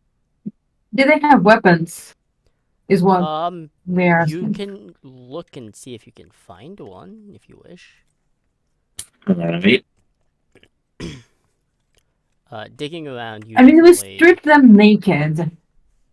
I think we would find a gun if they had one. Because we did strip them for their uniform. And you would have missed it initially because you were just going for the uniforms, but this comes again with a sort of tech that doesn't belong. Is you find a small like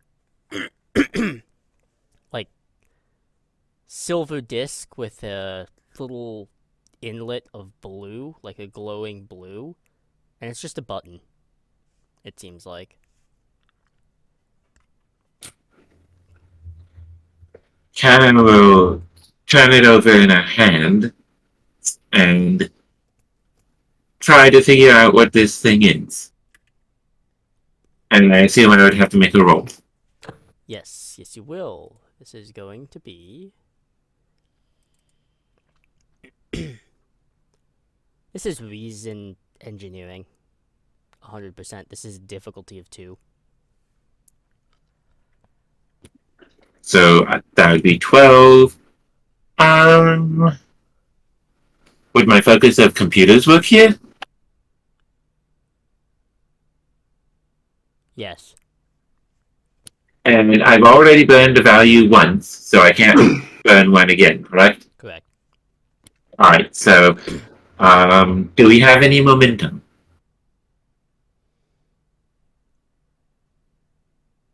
No, because it got used. Alright. I will give you a threat for an extra die. Sounds good. Okay, rolling.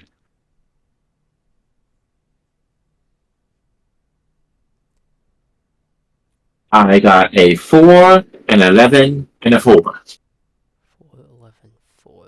Okay. So let's see.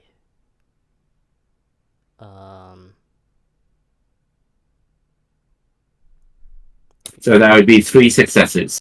Yes. Alright.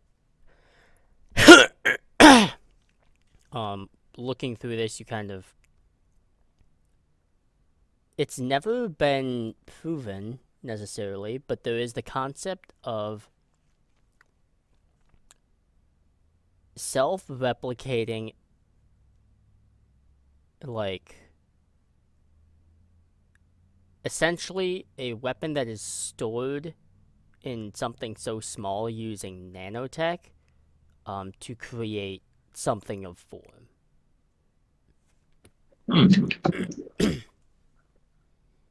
She pushes the button.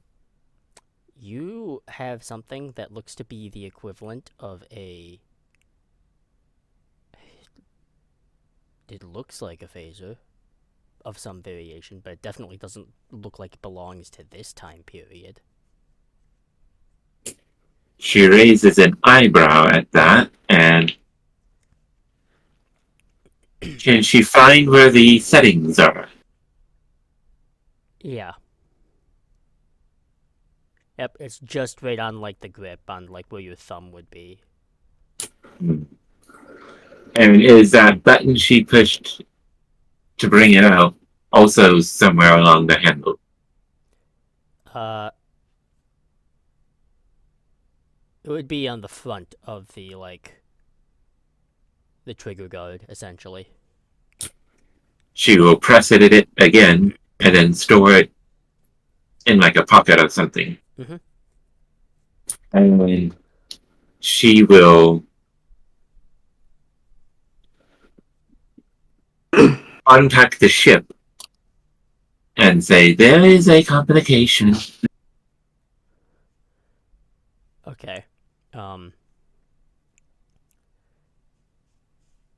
Well, we did have to let Slay rest because of their headache. I do know enough about Leora as a character to know that you would probably hear a slight audible and irritated sigh.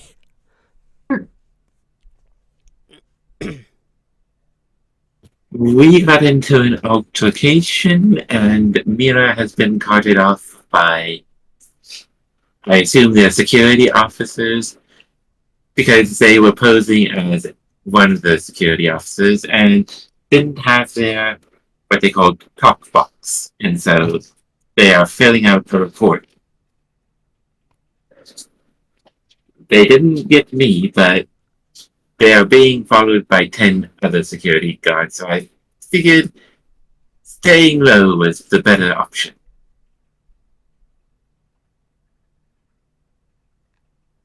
I think the initial silence is deafening. um, but before they kind of respond and let you know to kind of proceed with your best judgment, but do not go so extreme to where you are presenting a risk to yourself, Amira. Understood. And she will try to use the pad to figure out where the nearest, like, I know they have a rudimentary kind of internet service thing, Mm-hmm. so she's trying to find the nearest network node that she can hack into to try and get access to cameras and stuff like that. Okay. So a network node is not going to be in like a standard factory area or something like that, or just on the street. Looking just data wise, you're probably gonna have to go to some administrative building, which you logically can assume has surveillance or detail of some kind. Mm-hmm. And then she's not going to stay on the streets. She's going to try and move rooftop to rooftop as stealthily as she can, but stealth is not her strong suit. Mm-hmm.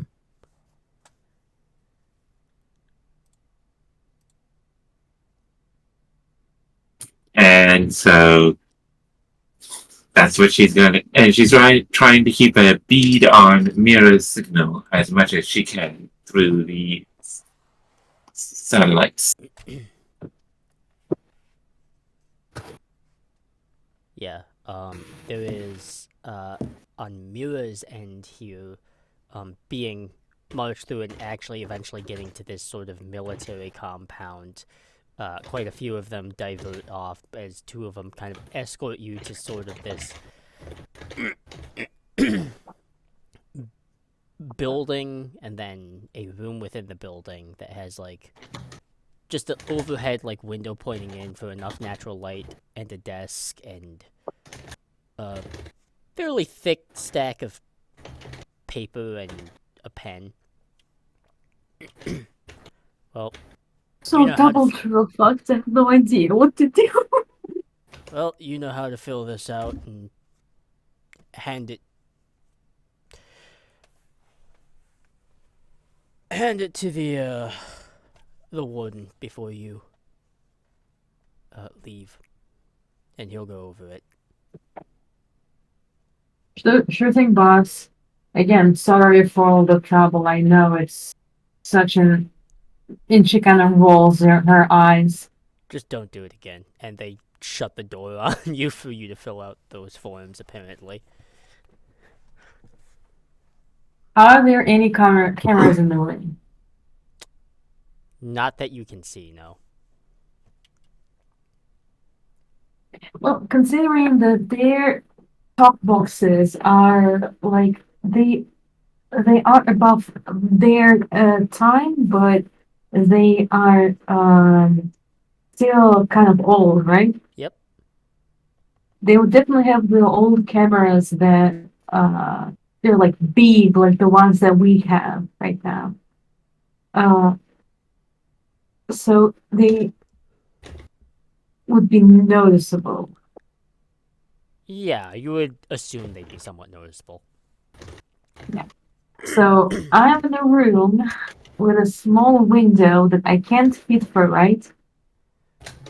You could probably fit through, but it is going to be a bit of a struggle, and you would have to, you definitely have to squeeze. I see. I'm going to look at the paper. What's on that paper?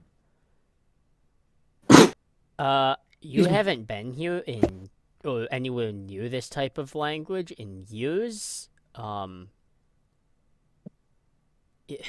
You really can't even read it. Yeah, plus Mura wasn't taught when she was still in the area, she wasn't taught how to read and write, so yeah, she had no chances of like doing anything properly. Yep. As we were walking in, what was the how do I say it?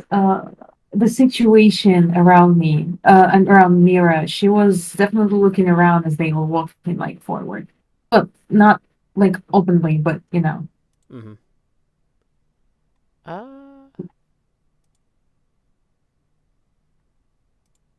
Let's see. I would say, through this, are you trying to figure out like the likelihood of window versus just out?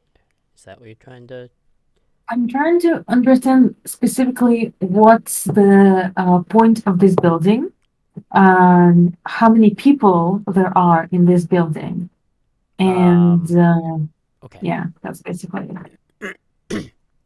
The point of this building is one, it contains like what is equivalent to a military or police force. Two, there's probably multiple of them just given location.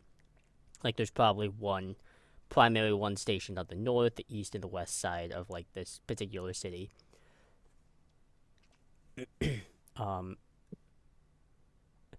Additionally, just from the size of it, you didn't get a clear number, but you would assume each one probably sports at least a company of enforcers, which would be about 100, or just a little bit more than that. And they seem to be very strict on protocol. So, you can make the assumption that just trying to leave or trying to pass it off, even though you don't know anything, would probably be harshly punished.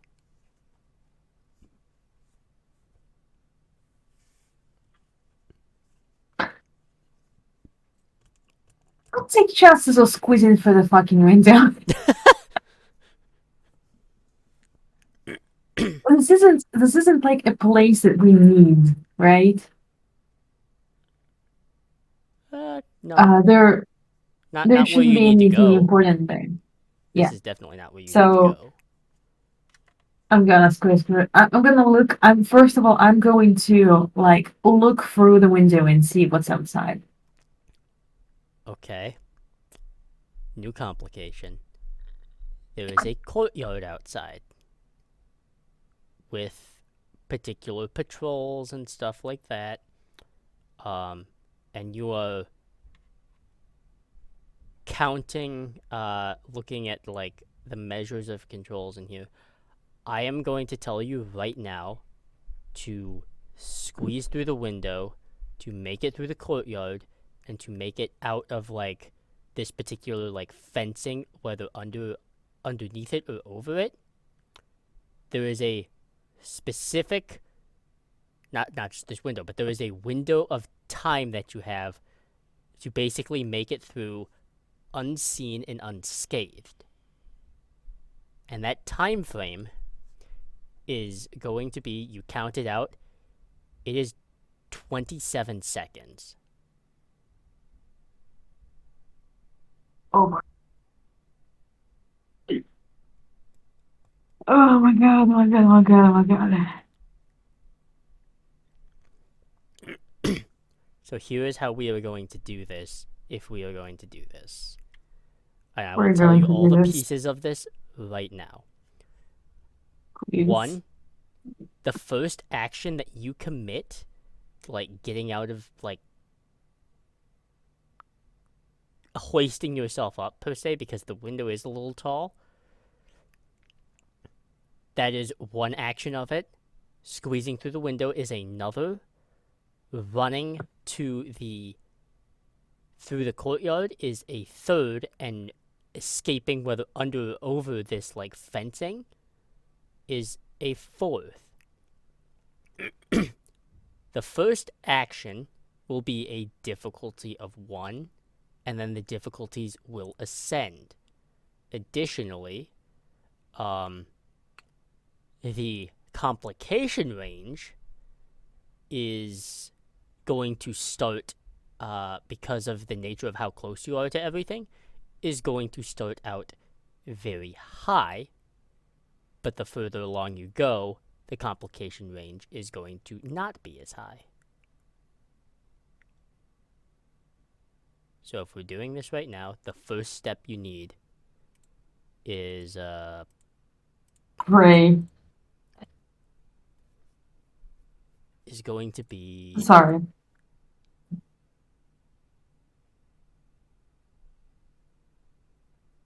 fitness and security is going to be your first one. That is going to Okay, be a fitness and security. difficulty 1 Mm-hmm. with a complication range of 15 to 20.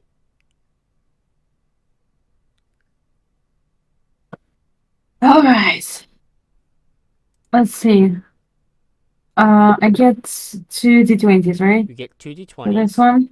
Yes, you can add another one if you choose to give me threat, which is a liquid resource that I could spend later on.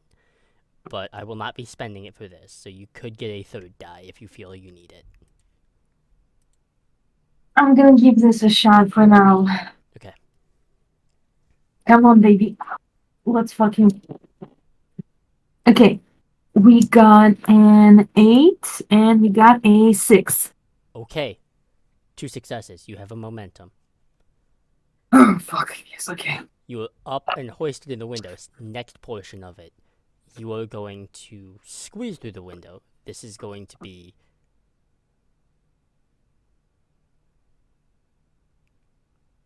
this is still nope, this one is actually going to be this is daring security with a difficulty of 2, and the complication range is now 16 to 20.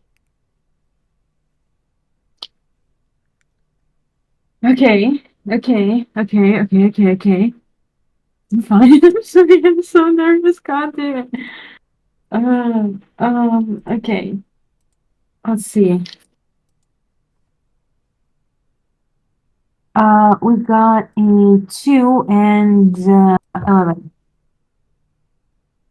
2 and what? 11. 2 and 11. Okay, you just crossed the threshold of that one. Okay. Next one.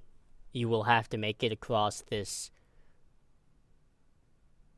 courtyard, and it is a fairly decent sprint. It's probably a good, I would say, it's probably a good 30, 40 yard sprint that you're about to have to do here. So this is going to be fitness security. This is a difficulty 3 with a complication range of 17 to 20. God damn it. What did you say? I'm willing to get in trouble later. Just give me Yeah, more leeway, you please, can because buy a die I've been and way too lucky. you can buy I'm a gonna buy die a die. and yep, and give me a point of threat, or you could spend the 1 momentum you have. You can do either of those. Momentum. For now, it's momentum, and then the second one, the last one is going to be a point of threat. Got Let's it. go. All right. Man, I'm throwing momentum away like it's fucking candy. This is not funny. Whew. Okay, let's see. 10, 10, 11. 10, 10, 11. All right. Security, just checking 10, 10, 11. All right. You are going through. Okay. Final roll here to make it out of this place. Fitness security. Difficulty 4 with the complication range of 18 to 20. And I will say this right here. You made it just through with that one. So you will have to probably do something to try and affect your outcome here, but let's go for it. Okay. Could you elaborate a bit on affecting my outcome? So with three dice, there is a chance that you'll crit on one of them. But in the case you don't, and you Mm-hmm. succeed on all the die, that is still 3 die. You need 4 successes to make this work. Oh man, I'm looking over your character sheet here.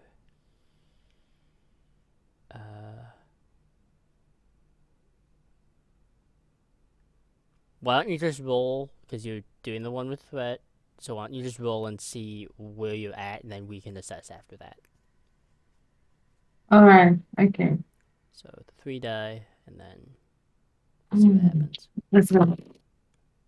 Okay. You said crit, and I fucking crit and got 12, 3, and 20. Oh, that's not, 20 is a bad number to have in this game. Okay. Oh, don't you think? Alright, so you had 2 successes then, right? What were the numbers? 3, 3, 20, and... Yeah, okay, so it's just 2.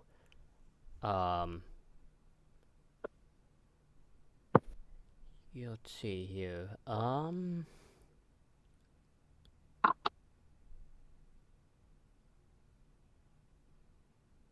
If Miri's going to die, her funeral is gonna be legendary. Here's what I'm gonna say here.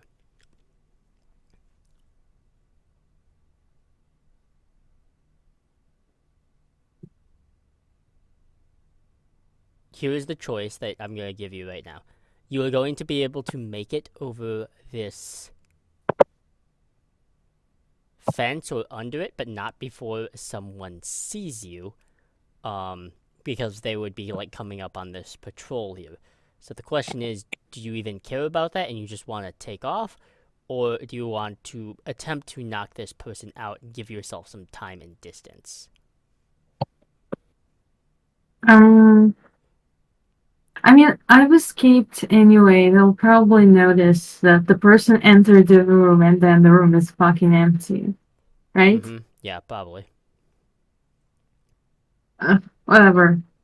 I'm going to punch him directly in the jaw.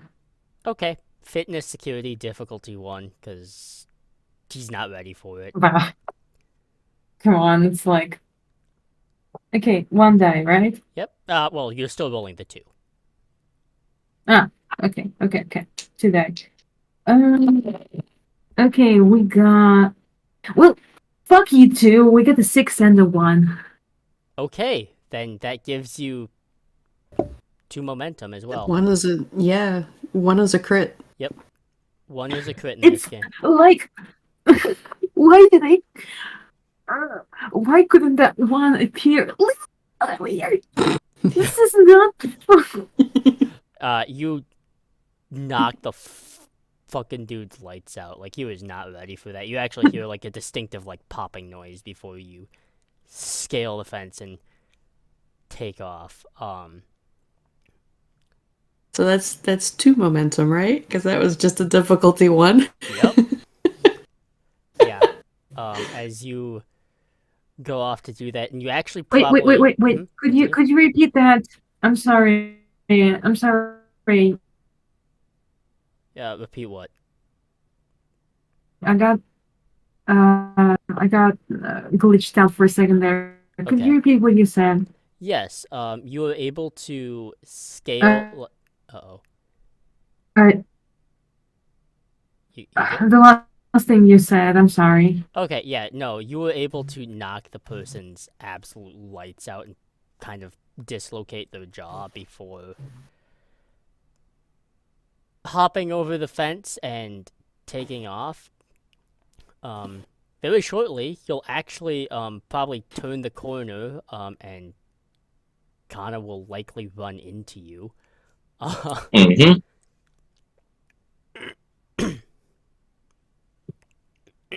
Oh, you got away.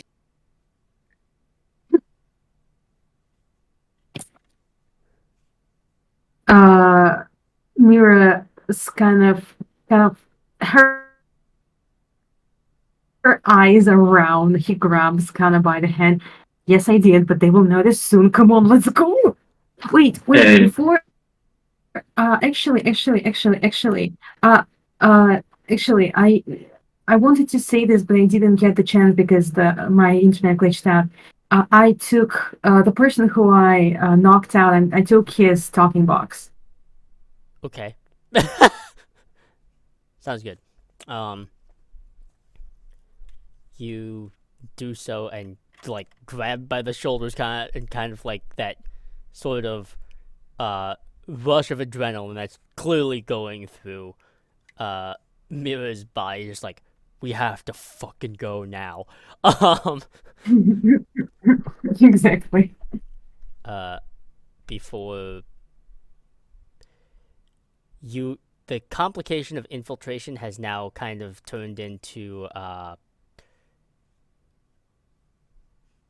cat and mouse. But that is actually where we are going to end this episode for the time being. And